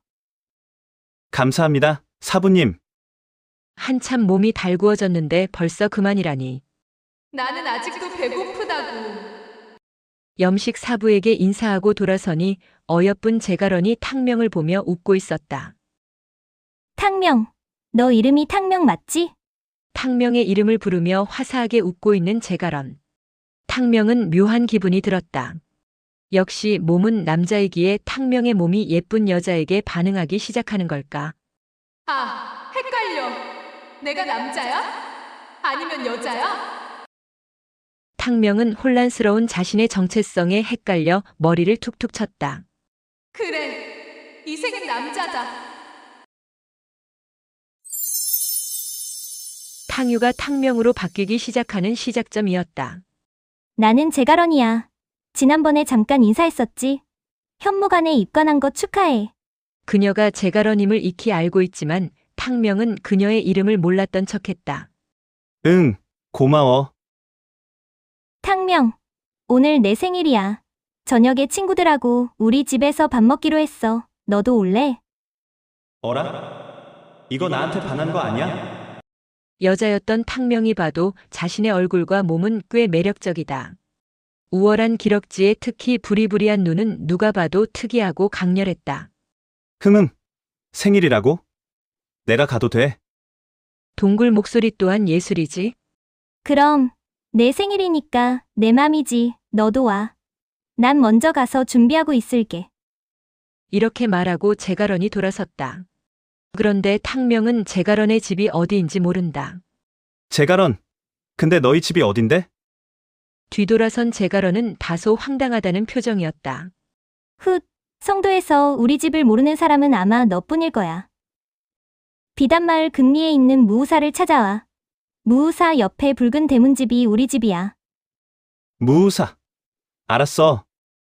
탕명은 비단마을 금리에서 짐꾼 생활을 했었다. 물론 무후사가 어디 있는지도 알고 있었다. 그러나 그곳에 제갈량의 후손들이 살고 있으리라고는 생각지 못했다. 여자가 이렇게 적극적인데 남자인 내가 모르는 척 응해줘야겠지? 탕명이 몸을 빌려주었으니 탕유도 어느 정도 탕명의 몸에 보답해야 할 것이다. 일단 몸이 원하는 대로 해봐야겠다. 시간이 없다. 탕명은 얼른 집으로 돌아가 옷을 갈아입고 무후사를 찾아갔다. 망한 총나라의 재상이었던 제갈량을 기리는 사당이 무후사이다. 성도 백성들은 아직도 제갈량의 덕을 칭송하며 그리워한다고 했다. 제가런이 말한 대로 무후사 옆에 붉은 대문집이 보였다. 고풍스러운 기와집이지만 재상을 지냈던 집이라고 하기에는 아담한 규모였다. 사실 시골 광안이라면 이 정도 규모도 으리으리한 집이다. 그렇지만 성도에는 사천 당가가 있고 이미 장안과 낙양의 고급 저택들을 구경했기에 탕명의 보는 눈은 저 높은 곳에 있었다. 대문을 두드리니 문지기가 탕명을 제가런에게 데려다 주었다. 제가런이 대청 아래로 뛰어내려와 탕명을 반겼다. 탕명, 잘 찾아왔네. 대청까지 달려와 자신을 반기는 제가런이 오늘따라 더 이뻐 보이는 탕명이다. 응, 금리에는 와본 적이 있었어. 그리고 금리에서 짐꾼 노릇을 했다고 말하려다가 그만두었다. 그렇구나. 친구들도 다 와 있어. 들어와. 제가런은 푸른색 상의와 바지를 입은 것이 영락없는 미소년이었다. 탕명은 제가런이 자주 남장을 하고 다녀서 별로 이상하다는 생각이 들지 않았다. 그녀가 치마를 입고 화장을 하면 어떤 모습일까? 그러고 보니 탕명이 성도에서 만난 2명의 아름다운 소녀들은 공통점이 있었다. 제가런과 당소소. 그녀 둘은 모두 남장을 한다는 것이다. 제가런을 따라 대청으로 올라가니 이미 현무관 제자 관식, 장포, 조영이 와 있었다. 제가런과 탕명까지 하면 모두 5이다. 탕명은 제가런의 생일에 초대된 몇 안 되는 사람 중 한 명이었고 예상과는 달리 조촐한 생일잔치였다. 어서 와. 탕명, 우리 인사는 했었지? 배우는 게 달라서 너와 말할 기회가 없었네. 이 무리에서 조영은 가장 나이가 많은 18살인데 큰 형격이다. 제가런은 16살, 관식과 장포는 탕명과 같은 17살이다. 모두 탕명을 반갑게 맞아줬기에 허물없이 금세 친해질 수 있었고 술도 몇 잔 받아 마셨다. 총나라 개국 공신들의 후손이라 그런지 술 기운이 돌자 점차 이야기는 한나라 시조 유방 얘기부터 시작해 불과 100년 전에 벌어졌던 유비, 조조, 손권의 삼국시대로 이어졌다. 전생에 탕유가 죽고 나서 벌어진 삼국시대의 영웅 이야기는 탕명에게는 흥미진진했다. 무림일이라면 탕명도 할 말이 많다. 그러나 역사는 잘 모르는 탕명이기에 친구들의 이야기를 듣고만 있었다. 무공을 배우는 친구들이니 화제가 곧 무림 이야기로 바뀔 것이다. 내가 초일류 고수였다는 것을 알면 다들 기절초풍하겠지? 하지만 지금은 말해도 믿지 않을 것이다. 탕명의 기대와 달리 그들의 역사 이야기는 계속 이어졌다. 지금 성도를 다스리는 성도왕은 진나라 초대 황제 사마염의 이복동생 사마영이란다. 사마영은 자신이 진나라의 황제가 될 꿈을 꾸고 있기에 마음은 온통 진나라 수도 낙양에 가 있단다. 그래서인지 사천의 민심을 얻지 못하고 있었다. 예로부터 사천 지역은 중원 세력들과는 별개의 왕국이었다. 중원과는 다른 독특한 문화와 전통을 이루며 살아왔었다. 한족과 섞이어 중원 통일 왕조의 지배를 받은 것은 실제로는 진시황 시대부터 시작해 한나라 고조 유방 때나 돼서야 정착되었다. 사천의 수천 년의 역사 중 겨우 최근 500년의 이야기였다. 탕명은 어느새 친구들의 역사 이야기에 점점 빠져들었고 그들의 이야기를 기억해두려 했다. 그런데 갑자기 제가런이 화제를 바꾸었다. 나는 이번에도 지면 분해 죽을 거야. 오빠들 자신 있지? 제가런이 씩씩거리며 묻자 체격이 가장 좋은 장포가 어깨를 쭉 펴며 말했다. 왜? 우리가 또 당무관 놈들에게 질까봐 그래? 그렇잖아. 그 망나니 같은 놈들이 매번 우리를 이겨먹으니 분통이 터져 죽겠어. 걱정하지 마. 내가 있잖아. 나만 믿어. 뭔 소리 하는 거지? 탕명이 어리둥절해하자 조영이 탕명에게 자초지종을 설명했다. 수십 년 동안 현무관과 당무관의 제자들이 매년 무공 겨루기를 했다. 연겁 후 3년 연속 현무관이 당무관에 졌다고 한다. 이번에도 지면 4년 연속 패배하는 것이다. 그도 그럴 것이 현무관의 제자 수는 매년 줄어들었다. 이제는 10여 명에 불과하다. 당무관은 제자 수가 3배나 많았고 그들은 숙식하며 무공을 익힌다. 그러니 어찌 보면 당연한 결과였다. 겨루기는 7명이 나와서 4번 먼저 승리하는 쪽이 이기는 것이란다. 정예 제자 4명만 있다면 꼭 진다고 할 수는 없는 시합이었다. 작년에는 조영, 장포, 관식이 승리하였으나 아쉽게도 4대 3으로 졌기에 제가런이 작년 시합 이야기를 하며 분통 터져하는 것이다. 우리 편에 쓸만한 제자 한 명만 더 있었으면 이길 수도 있었는데. 드디어 무공 이야기가 나오자 탕명이 급발진했다. 비무를 언제 하는데? 탕명이 관심을 보이며 물으니 제가런이 속상한 듯 말했다. 후유, 추수 끝나고 하니까 이제 한 달밖에 남지 않았어. 한 달이라고? 현무관과 당무관의 대결은 수십 년 전에 시작되었다. 추수를 마친 성도 사람들이 한 해를 마무리하고 다음 해에도 풍요로운 대풍이 들기를 기원하는 의미로 시작되었다. 성도성 사람들에게 볼거리를 제공하기 위한 축제라고 했다. 그것이 전통이 되어 매년 비무 행사를 열었고 성한 사람들은 비무를 보며 한 해 동안 땀 흘려 일한 수고를 달래곤 했다. 좋아. 내가 나가서 이긴다면 모두 나를 달리 보겠지? 탕명은 멋지게 상대를 쓰러뜨리는 자신의 모습을 상상해 보았다.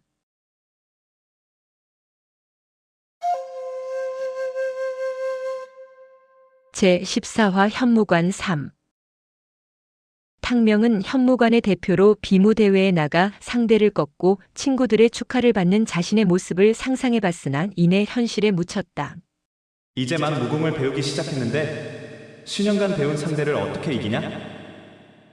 강안에서 무적이 놈한테도 허벌나게 터졌는데 빌어먹을 짜증지대로다. 현실의 모습에 잔뜩 짜증이 나 있는 탕명에게 제가런이 담비와 같은 말을 했다. 탕명, 스승님께 듣자니 내가 무공에 자질이 있다고 하더라. 우리 같이 당무관 놈들 혼내주자. 내가? 제가런이 탕명의 어깨를 두드리며 응원하자 탕명의 짜증이 순식간에 날아가 버렸다. 탕명이 무공에 자질이 있는 것은 당연하다. 하지만 스승님이 다른 제자들에게 그런 말을 했다는 것이 놀랍다. 조영도 거들었다. 그러게. 나도 스승님이 탕명 칭찬하는 걸 들었어. 탕명, 열심히 해봐. 부드러운 제가런의 손바닥이 탕명의 등을 감싸자 탕명은 갑자기 호승심이 솟구쳤다. 그래, 한 달이면 충분해. 좋아. 나도 비무대회에 나갈래. 전생에 익힌 무공 초식이야 머릿속에 차고 넘치니 눈곱만한 내공이라도 생긴다면 비무대회에서 써먹을 수 있다. 좋아, 탕명! 제가런은 손뼉을 치며 응원했으나 장포와 관식은 탕명이 당최 못 믿어온 눈치다. 탕명도 장포와 관식의 어이없어하는 표정을 보니 좀 민망하기는 하였다. 그도 그럴 것이 모든 사람에게 관대한 조영과 달리 장포와 관식은 자신들의 집안에 대한 자긍심이 강했고 스스로에 대해서도 자존심이 센 친구들이었다. 아마도 탕명에 대한 호의도 여기까지일 것이다. 관식과 장포는 탕명보다 우월한 지위를 가진 처지에서 형식적으로 대하는 것이지 탕명을 자신들의 진정한 친구로 받아들인 것은 아니었다. 장포와 관식이 탕명을 어찌 보건 탕명은 자신의 능력을 증명해내야 한다.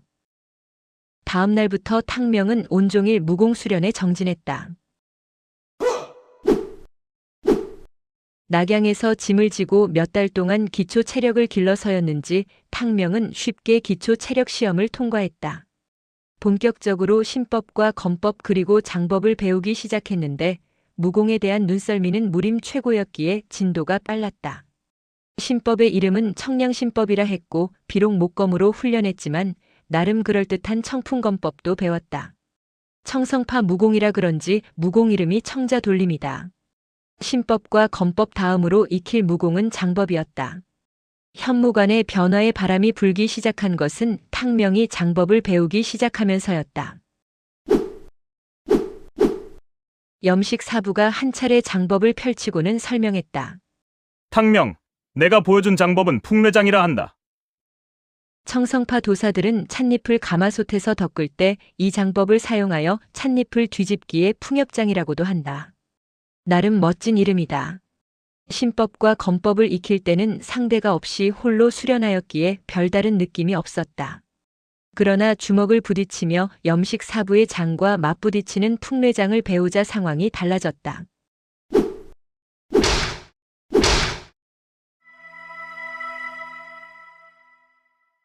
염식 사부님의 손바닥과 주먹이 탕명의 어깨와 등을 후려칠 때마다 탕명은 몸속에서 뭔가 요상한 기운이 꿈틀대는 것을 느낄 수 있었다. 염식의 장에 맞을 때마다 희한하게도 묘한 쾌감이 느껴졌다. 광안에서 당무적에게 처맞을 때와는 사뭇 다른 느낌이었다. 이상하네. 왜 맞을 때마다 쾌감이 느껴지는 것이지? 확실히 예전에 무적이 놈한테 맞을 때와는 전혀 다른 느낌이야. 그렇다면 혹시 혹여 전생의 능력이 다시 살아난 것인가 하여 탕명의 가슴이 두근거리기 시작했다. 혹시나 했는데 역시나였다. 이것은? 그렇다. 이 요상한 기운은 전생에 청동 귀걸이를 걸고 무리민들과 싸웠을 때의 기억을 되살리고 있었다. 몸의 진기가 꿈틀대며 염식 사부의 손바닥으로부터 풍례장의 요결이 탕명의 몸속으로 빨려 들어오기 시작했다.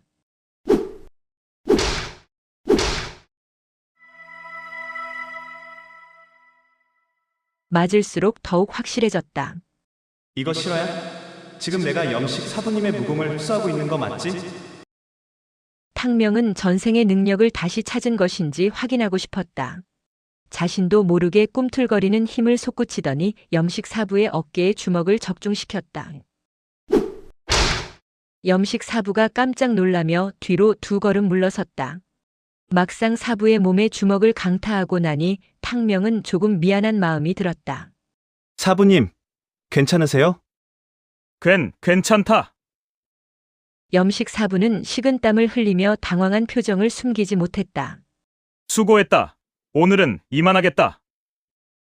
염식 사부는 쪽팔려서인지 고개를 갸웃하며 안채로 들어갔다.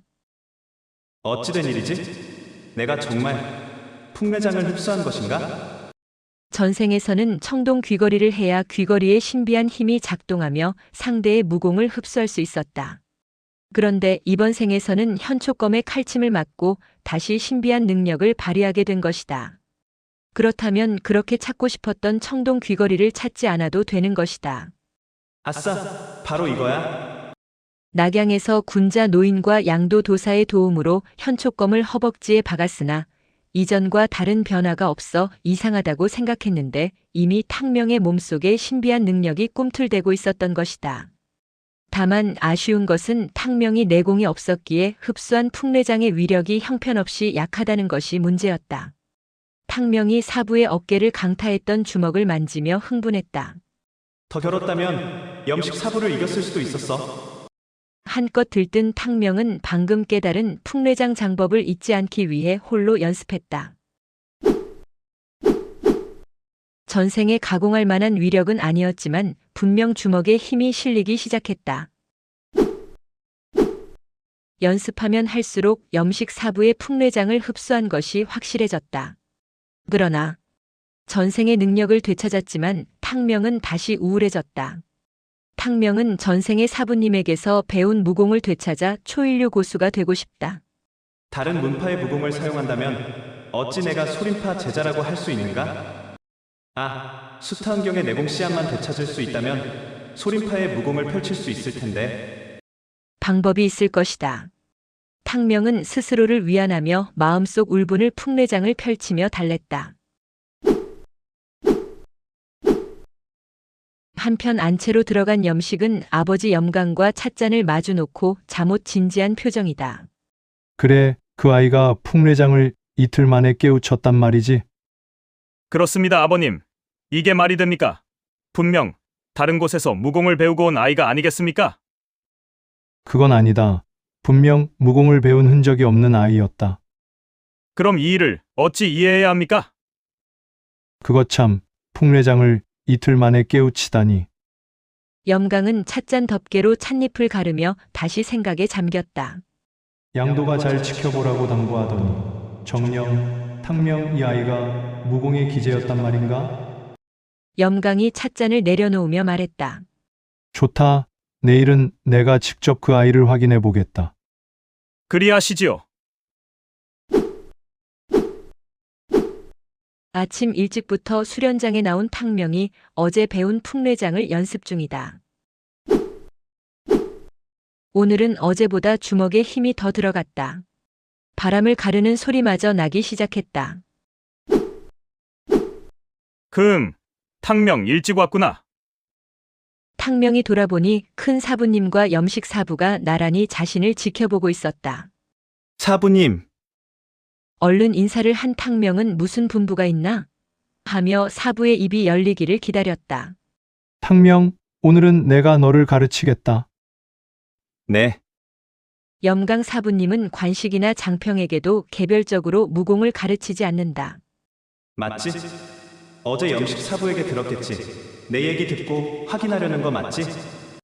탕명이 이틀 만에 풍내장을 펼쳤으니 염식 사부가 놀란 것은 어쩌면 당연한 일이었다. 앞으로 나의 무공은 눈부시게 발전할 것이다.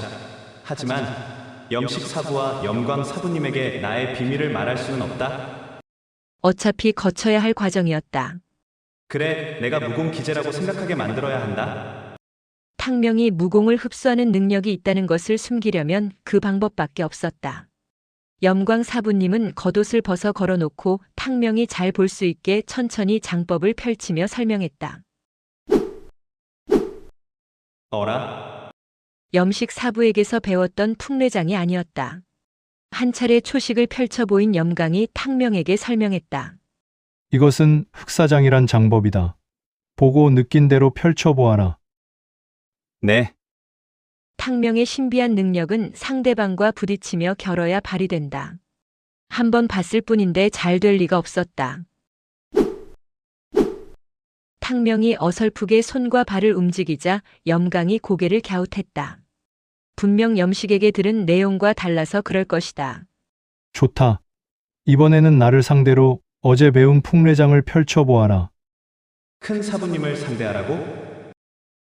염강이 풍래장을 펼치자 염강의 주먹이 연달아 탕명의 어깨를 강타했다. 예! 염식의 주먹을 맞았을 때보다 강한 통증이 밀려왔지만 쾌감은 그만큼 더 커졌다. 그렇지. 큰 사부님의 무공을 흡수할 기회다. 기회는 왔을 때 잡아야지. 탕명은 온몸에 힘을 모아 어제 배운 풍래장을 펼치며 공격해 들어갔다. 탕명과 염강의 주먹이 서로 교차했지만 탕명의 주먹은 열에 9은 빗나갔다. 탕명은 헛손질을 연거푸했다. 그렇지만 어쩌다가 한 번씩 염강의 몸에 주먹이 닿았다. 호, 이놈 봐라. 탕명의 주먹이 제법 매서웠는지 염강은 처음과 달리 진지해진 표정으로 갑자기 장법을 흑사장으로 바꿔 공격했다. 예! 아프다. 흑사장의 주먹은 쇠꼬챙이로 찌르듯 날카롭고 매서운 맛이었다. 예! 오늘 잘하면 흑사장도 흡수할 수 있겠구나! 흑사장에 맞은 통증으로 숨쉬기도 힘들었지만 다시 몸속에서 뭔가 꿈틀거리기 시작했다.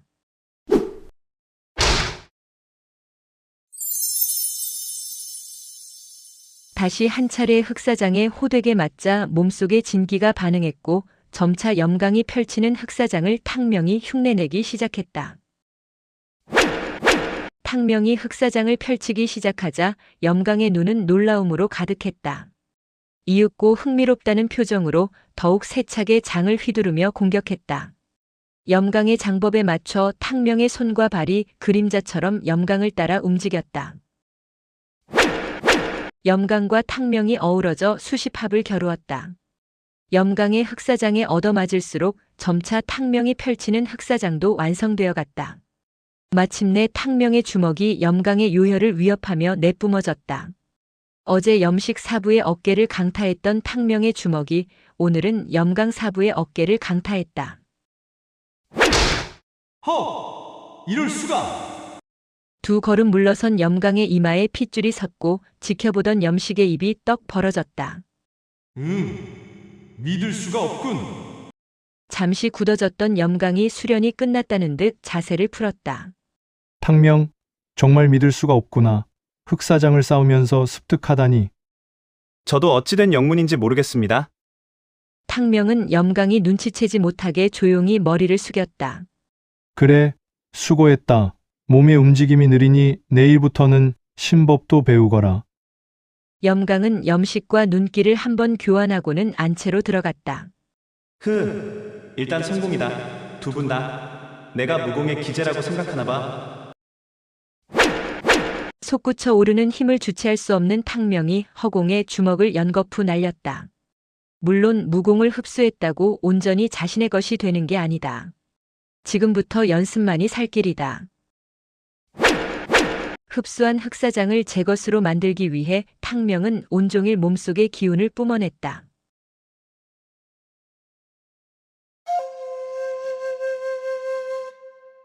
제15화 비무대회 1 현무관에 새롭게 등장한 무공기재인 탕명은 신법과 검법, 장법에 이어 청성파 신법을 배우기 시작했다. 화산파의 유명한 암양표와 쌍벽을 이루는 청성파의 자랑, 세류표라는 신법이었다.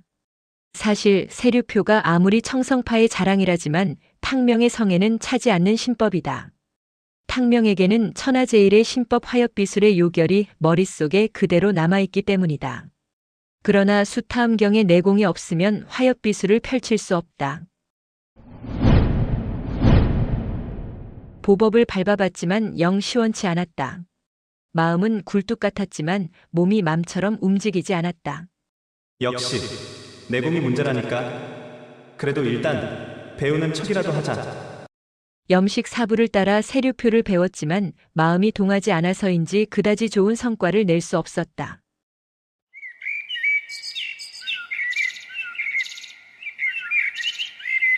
어느덧 비무 대결이 7일 앞으로 다가왔다. 수련에 열중하는 제자들의 이마에 굵은 땀방울이 송골송골 맺혔다. 모두 모여라. 염식은 제자들이 모두 모이자 탕명을 한번 흘기 쳐다보더니 목소리를 높였다. 너희들도 알다시피 당무관과의 무공 대결이 이제 7일 앞으로 다가왔다. 염식이 제자들의 시선을 받으며 품에서 작은 양피지 한 장을 꺼냈다. 우리 현무관을 대표로 나설 7인의 이름을 발표하겠다. 선수 명단 발표구나. 드디어 모두가 기다리던 순간이 왔다. 탕명뿐만 아니라 다른 아이들의 표정에도 긴장감이 흘렀다. 조영. 처음으로 조영의 이름이 호명되자 모두 당연하다는 듯 고개를 끄덕였다. 현무관과 당무관이 공동 주최하는 비무대회에는 18세 이하의 소년, 소녀들만 참가할 수 있다. 이번 비무대회가 조영에게는 마지막이 될 것이다. 염식 사부의 발표는 빠르게 이어졌다. 관식. 장포. 제가런. 탕명.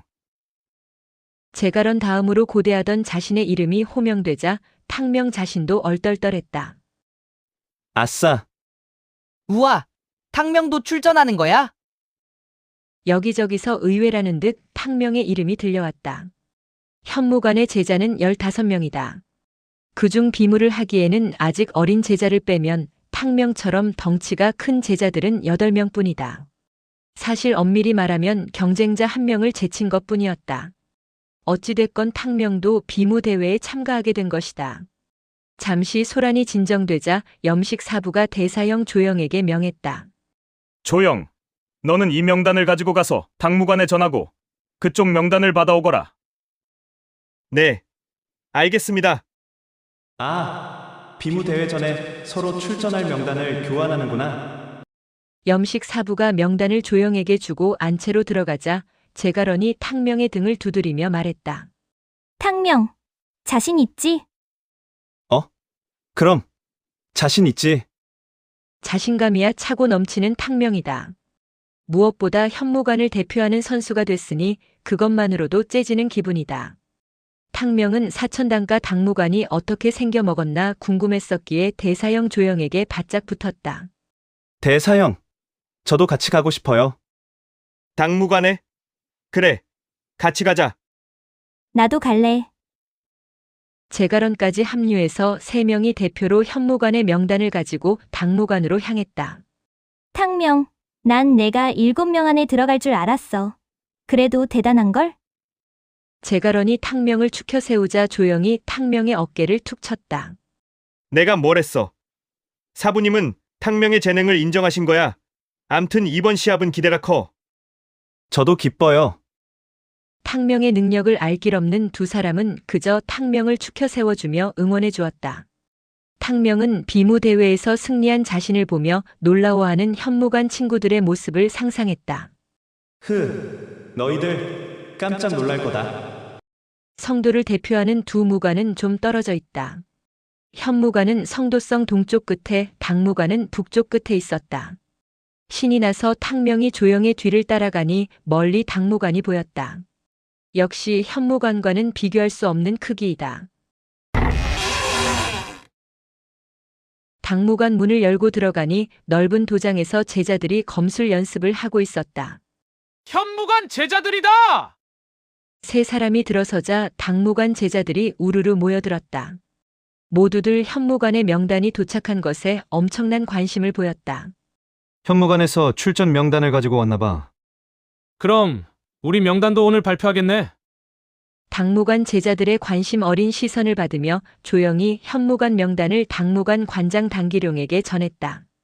명단을 받아 펼쳐본 당기룡이 기분 나쁘게 웃었다. 어라, 처음 보는 이름이 있네? 탕명이라? 이 친구가 탕명이에요. 우리 현무관의 새로운 인재입니다. 제가런이 자랑스럽게 탕명을 가리키며 말했다. 당기룡이 짝다리를 짚고 탕명을 흘기 쳐다봤다. 크크크, 저놈이 새로운 인재래. 웃기는군. 어디선가 비웃는 소리가 들렸다. 왠지 익숙한 비웃음 소리.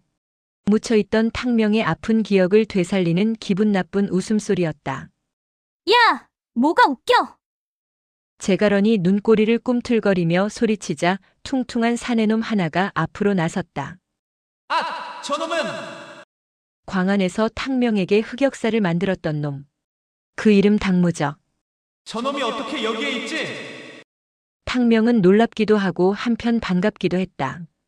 어쩐 일인지 모르지만 잘 됐네. 저놈이 성도에 있으니 조만간 손 좀 봐줘야겠다. 탕명의 마음을 알 길 없는 무적은 마냥 재미있다는 표정이었다. 크크, 웃기니까 웃지. 탕명이 현무관의 새로운 인재라니 정말 어이가 없군. 뭐가 어이없다는 거야? 제가런이 당장이라도 달려들 듯 무적을 노려보았다. 저놈은 광안에서 약초나 팔던 놈이야. 나 당무적에게 매일같이 처맞으며 꼬복 노릇이나 하던 놈인데 인재라고 하니 어찌 웃기지 않겠어? 뭐라고? 당무관 제자들이 깔깔거리며 웃자 제가런은 어이없다는 표정으로 탕명을 돌아보았다. 하필 제가런과 있을 때 저놈과 마주치다니. 탕명이 광안에서 약초를 팔았던 것은 사실이었다. 또 당무적에게 수없이 처맞은 것도 사실이었지만 탕명은 절대 당무적의 꼬복 노릇을 한 적은 없다. 모두의 시선이 탕명에게 쏠리며 탕명의 입이 열리기를 기다렸다. 난 꼬복 노릇은 한 적 없어. 어휴, 빌어먹을 멍청한 놈. 지금 내가 무슨 말을 한 거지? 크크, 거봐. 처맞았던 건 사실이라잖아. 푸앗! 당무관 제자들은 사방에서 낄낄거리며 재밌어 죽겠다는 얼굴이다. 광안 낙성방 방주 당용에는 당무적이 나이가 차자 큰 인물이 되라며 사촌지간인 사천당과 당주 당백호가 운영하는 당무관에 무적을 입교시킨 것이다. 무적은 아버지의 후광으로 이미 당무관에서 자리를 잡은 모양새다. 제가런은 어쭙자는 탕명의 변명을 듣고 얼굴을 확 붉혔다. 제자들이 한바탕 웃고 떠들자 당기룡이 나섰다. 조용히 해라. 당기룡의 일갈의 주인은 순식간에 조용해졌다. 그럼 당무관 명단도 발표하겠다. 당기룡이 당무관의 대표 제자 7명의 이름을 불렀다. 그 중에는 당무적의 이름도 있었다. 어라? 저 녀석도 출전하는 거야? 발표가 끝나자 당무적이 소란스럽게 떠벌리며 으스댔다. 그 꼴을 보던 제가런이 무적을 가리키며 외쳤다. 야! 뚱땡이! 시험날 보자! 당무적이 제가런 앞으로 얼굴을 내밀며 희죽희죽 웃었다.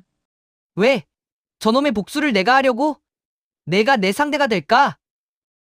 제가런을 모욕하는 무적이 놈의 면상을 당장 갈겨주고 싶었지만 복수는 천천히 제대로 해야 한다. 무적! 너는 내가 상대해주지. 탕명이 사람들 앞에서 공언하자 무적이 피식 웃었다. 이 새끼! 못 본 사이에 간이 배 밖으로 나왔네. 무적이 탕명에게 다가와 얼굴을 디밀었다. 어디 현무관에서 얼마나 배웠는지 보자. 나는 장법을 선택할 테니 자신 있으면 너도 장법으로 덤벼. 무적의 말이 무슨 뜻인지 모르지만 가만히 있으면 바보 천치다. 좋다! 탕명은 무적을 응시하며 눈을 부라렸다. 탕명과 무적의 대결에 아이들은 흥미진진한 표정으로 손뼉을 치며 좋아했다. 당기룡에게 당무관의 명단을 받은 조영이 폭권을 취하고 말했다. 저희는 이만 돌아가겠습니다. 조영이 앞장서자 탕명과 제가런이 당무적을 한번 노려보고는 당무관을 빠져나왔다. 현무관으로 돌아온 탕명이 제가런에게 물었다. 그런데 무적 그 자식이 장법을 선택하라는 게 무슨 말이야? 제가런이 어이가 없다는 듯 고개를 저었다. 탕명, 무슨 말인지 알지도 못하고 한다고 한 거야? 비무는 건법 3명, 신법 2명, 장법 2명 이렇게 세 부류로 나눠서 진행돼. 출전하는 선수는 건법, 신법, 장법 중 하나를 선택해야 해. 아, 그렇구나. 당무적은 장법에 자신이 있거니와 맨주먹으로 맛깔나게 탕명을 패주고 싶어서 탕명이 장법을 선택하도록 유도한 것이었다. 교활한 새끼, 꼴에 잔머리를 굴려? 뭐든 상관없다. 무적이 자신 있는 장법으로 놈을 뭉개주면 오히려 통쾌한 일이다. 그나저나 앞으로 남은 날은 고작 7일이었다. 마음이 급해진 탕명은 본격적으로 장법 훈련에 돌입했다. 나무 인형을 당무적이라 생각했다. 탕명이 풍례장과 흑사장을 한 번씩 번갈아 펼쳐가며 주먹을 내질렀다. 당무적, 이 새끼 되져라!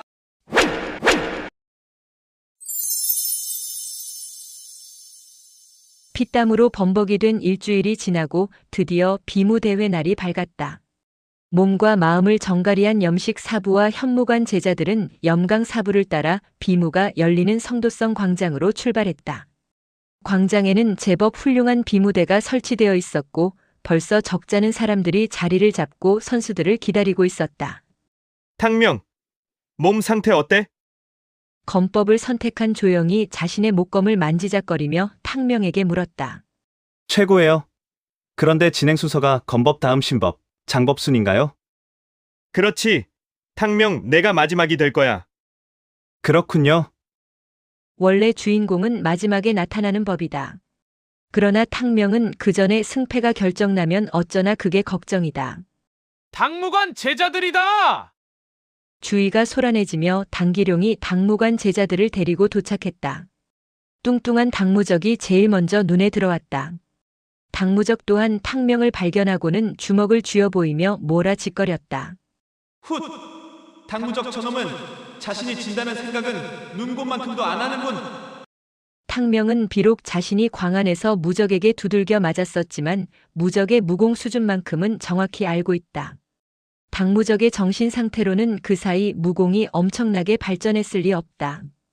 그렇다면 탕명이 익힌 풍례장과 흑사장으로 무적을 상대한다면 진리가 없었다. 돼지 같은 놈! 오늘 제대로 밟아주마! 탕명은 생각만 해도 웃음이 절로 흘러나왔다. 탕명의 표정을 살피던 제가런이 어깨를 툭 쳤다. 탕명, 뭐가 그렇게 좋아? 아무것도 아냐. 탕명, 당무적 저놈은 뚱뚱해서 몸이 느릴 거야. 그러니까 세류표를 펼치면서 빈틈을 노려. 현무관의 신법 세류표. 제가런은 역시 총명했다. 제가런은 탕명이 풍례장과 흑사장을 펼치며 연습하는 것을 봤기에 탕명의 실력을 어느 정도 믿고 있었지만 탕명이 신법을 제대로 배우지 못한 것을 염려했다. 그렇다. 탕명이 염식 사부에게서 세류표를 배우기는 했으나 제대로 연마하지 않았다. 왜냐하면 탕명에게는 전생의 사부님이 전수해준 천하제일의 신법 화엽비술이 있었기 때문이다. 풍례장과 흑사장만으로도 무적을 때려 눕힐 자신이 있었기에 신법은 생각지도 않았다. 그렇군. 만일 내가 화엽비술을 펼치면 사부님들이 이상하게 생각하겠지? 신법을 펼치지 않고도 무적을 이길 자신이 있었지만 세류표를 펼치며 시간을 끌면 더 재미있는 대결이 될 것이다. 제가런, 세류표 신법 좀 가르쳐줘. 장법에만 정신이 팔려서 세류법은 다 잊어버렸네. 제가런은 황당하다는 표정이다. 어휴, 알았어. 그럼 당장 써먹을 수 있는 거 2가지만 알려줄게.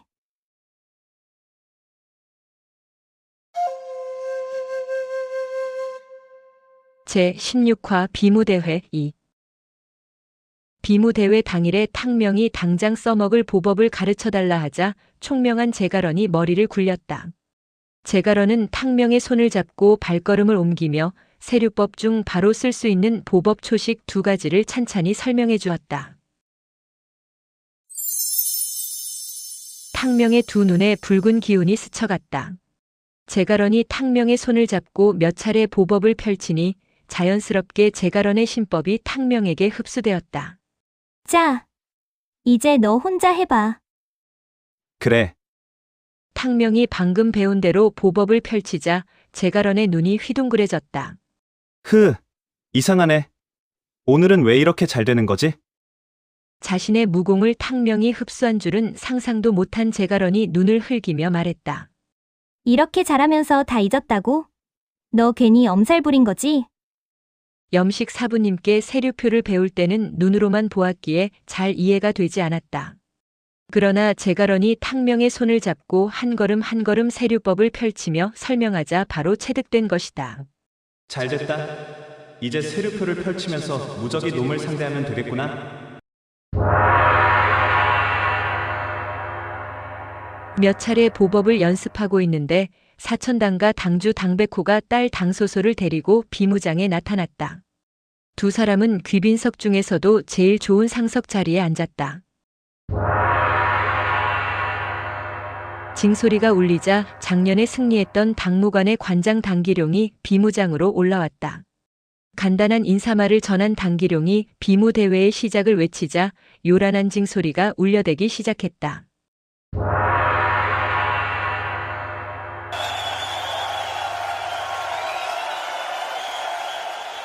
많은 인파가 징소리에 맞춰 환호성을 질렀다. 징소리가 잦아들자 목검을 든 조영이 비무대로 몸을 날렸다. 조영의 멋진 신법에 사람들의 탄성과 박수가 터져나왔다. 현무관 조영이다. 우와, 잘생겼다. 조은의 후손이래. 역시 조영이야. 당무관에서도 조영에 맞서 첫 번째 선수가 올라왔다. 탕명이 보기에 상대 선수는 조영의 상대로는 부족해 보였다. 옆에 있던 제가런이 미간을 찌푸렸다. 야비한 놈들. 제가런, 뭐가 야비하다는 거야? 저놈들이 조영 오빠를 피하려고 일부러 약한 상대를 올렸어. 뭐라고? 7명이 출전해 4명이 이기면 되는 시합이다. 확실한 사승을 챙기기 위해 당무관에서 출전한 선수 중 제일 약한 선수를 현무관에서 가장 강한 조영과 상대하게 한 것이다. 역시 제갈량의 후손이라 그런지 판세를 읽는 제가런의 눈빛은 예리했다. 이러다 내 차례가 오기 전에 승패가 결정 나는 거 아니야? 탕명은 긴장된 마음으로 지켜볼 뿐이었다. 시합을 시작하는 징소리가 울렸다.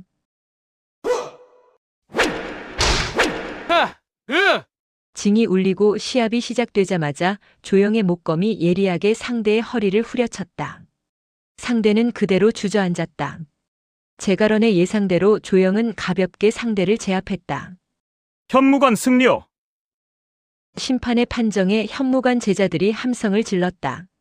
그러나 제가런의 표정은 밝지 않았다. 역시 문제는 그 다음부터였다.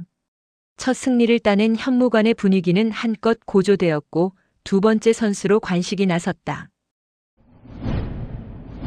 멋진 신법을 펼치며 관식이 비무대에 올라섰다. 관식, 이겨라! 관식, 이겨라! 현무관 어린 제자들이 목이 터져라 관식의 이름을 불렀다. 관식을 상대하기 위해 당무관에서도 두 번째 선수가 비무대로 올라섰다. 신법이 날렵한 것이 분명 첫 번째 선수와는 분위기가 달랐다. 당무관의 두 번째 선수는 사천당과 당주 당백호의 아들 당단생이다.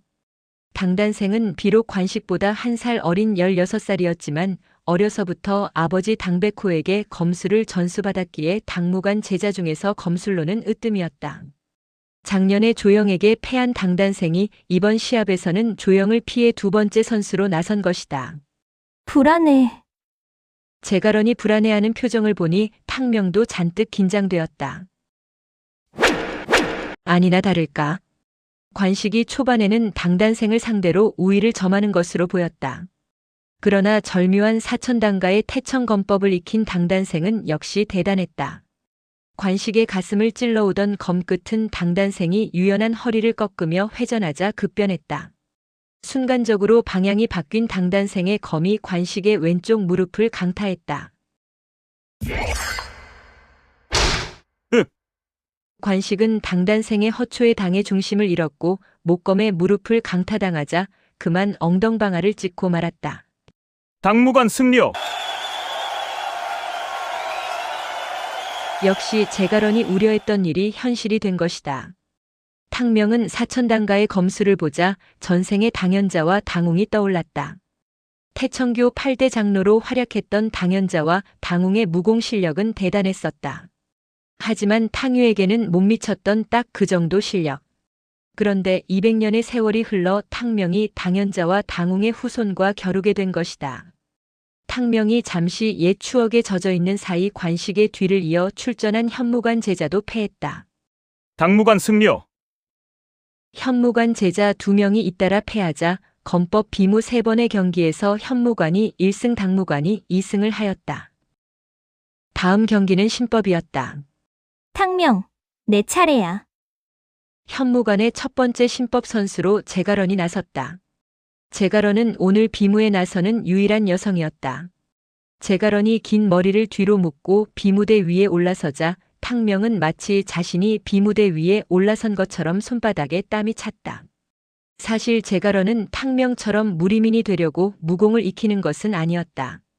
그렇기에 제가런은 검술이나 장법을 익히는 데에는 소홀하였으나 신법에서만큼은 현무관 제자 중 으뜸이었다. 작년에 제가런은 과도한 연습으로 발목을 삐끗했었다. 그래서 정작 비무 시합에서 제 기량을 펼치지 못해 이번 비무 대회에 임하는 자세가 사뭇 진지했다. 신법을 겨루는 방법은 좀 특이했다. 비무대 위에는 8장이나 되는 대나무가 2개 세워졌고 대나무 끝에는 붉은색 매듭이 하나씩 묶여 있었다. 각 선수는 대나무에 제주껏 올라가 매듭을 풀어 먼저 내려오는 사람이 승리하는 방식이다. 바닥에 떨어지거나 엉덩방아를 찧으면 지는 것이다. 탕명은 제가런의 실력을 본 적이 없었기에 기대 반 걱정 반으로 지켜보았다. 시작을 알리는 징이 울렸다. 얍! 징 소리가 울리자마자 제가런이 대나무 꼭대기를 향해 솟구쳐 올랐다. 호, 제법인데? 제가런이 멋지게 4번 발을 딛고 솟구치니 어느새 대나무 정상에 도달했다. 왼손으로 대나무 꼭대기를 잡은 제가런이 오른손으로 붉은 매듭을 잡았다. 그렇지. 전생의 화엽비수를 펼치며 수십 장의 절벽을 날아올랐던 탕명의 눈에 저 정도 대나무 높이는 애들 장난처럼 보였지만 탕명은 마치 자신이 수십 장 높이의 절벽을 오르는 듯 손에 땀을 쥐었다. 재빠르게 매듭을 푼 제가런이 바로 공중제비를 한번 돌며 힘차게 뛰어내렸다. 와, 멋지다! 현무관 승리요. 순식간에 물찬 제비처럼 날아오른 제가런이 공중제비를 돌며 멋지게 내려서자 여기저기서 군중들의 탄성 소리와 박수갈채가 울려 퍼졌다.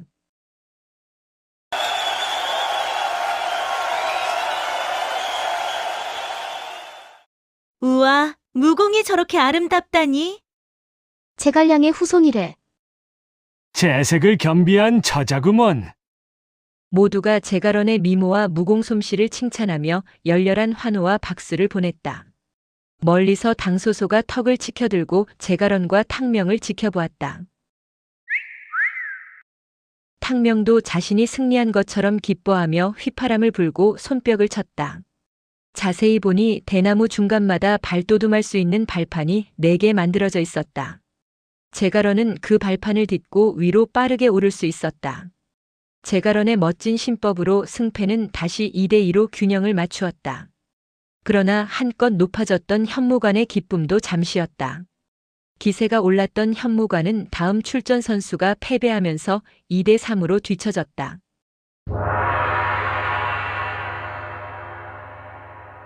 드디어 다음 경기는 탕명이 출전하는 장법을 겨룰 차례다.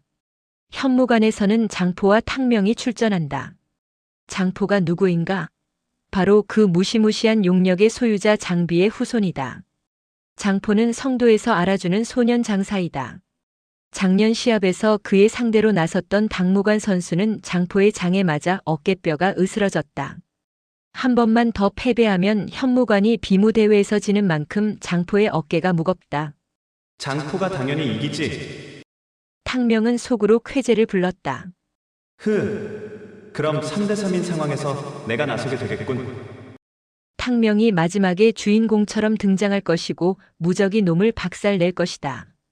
탕명은 머릿속으로 몸의 움직임을 그려보며 펼칠 무공을 준비해 보았다. 손이 근질근질하며 조바심이 났다. 장포, 얼른 끝내줘. 당무관의 마지막 선수는 무적이다.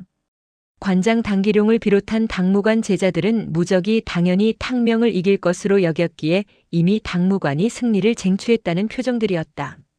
멀리서도 당무적의 우쭐대는 모습이 보였다. 저 자식은 자기가 어찌 될지 전혀 예상치 못하고 있군. 그래, 실컷 웃어라. 멍청한 놈. 징소리가 울리자 엄청난 괴성과 함께 장포가 상대에게 돌진해 들어갔다. 야야! 어머, 깜짝이야. 장포가 쌍장을 휘두르며 5차례 연속으로 주먹을 날렸다.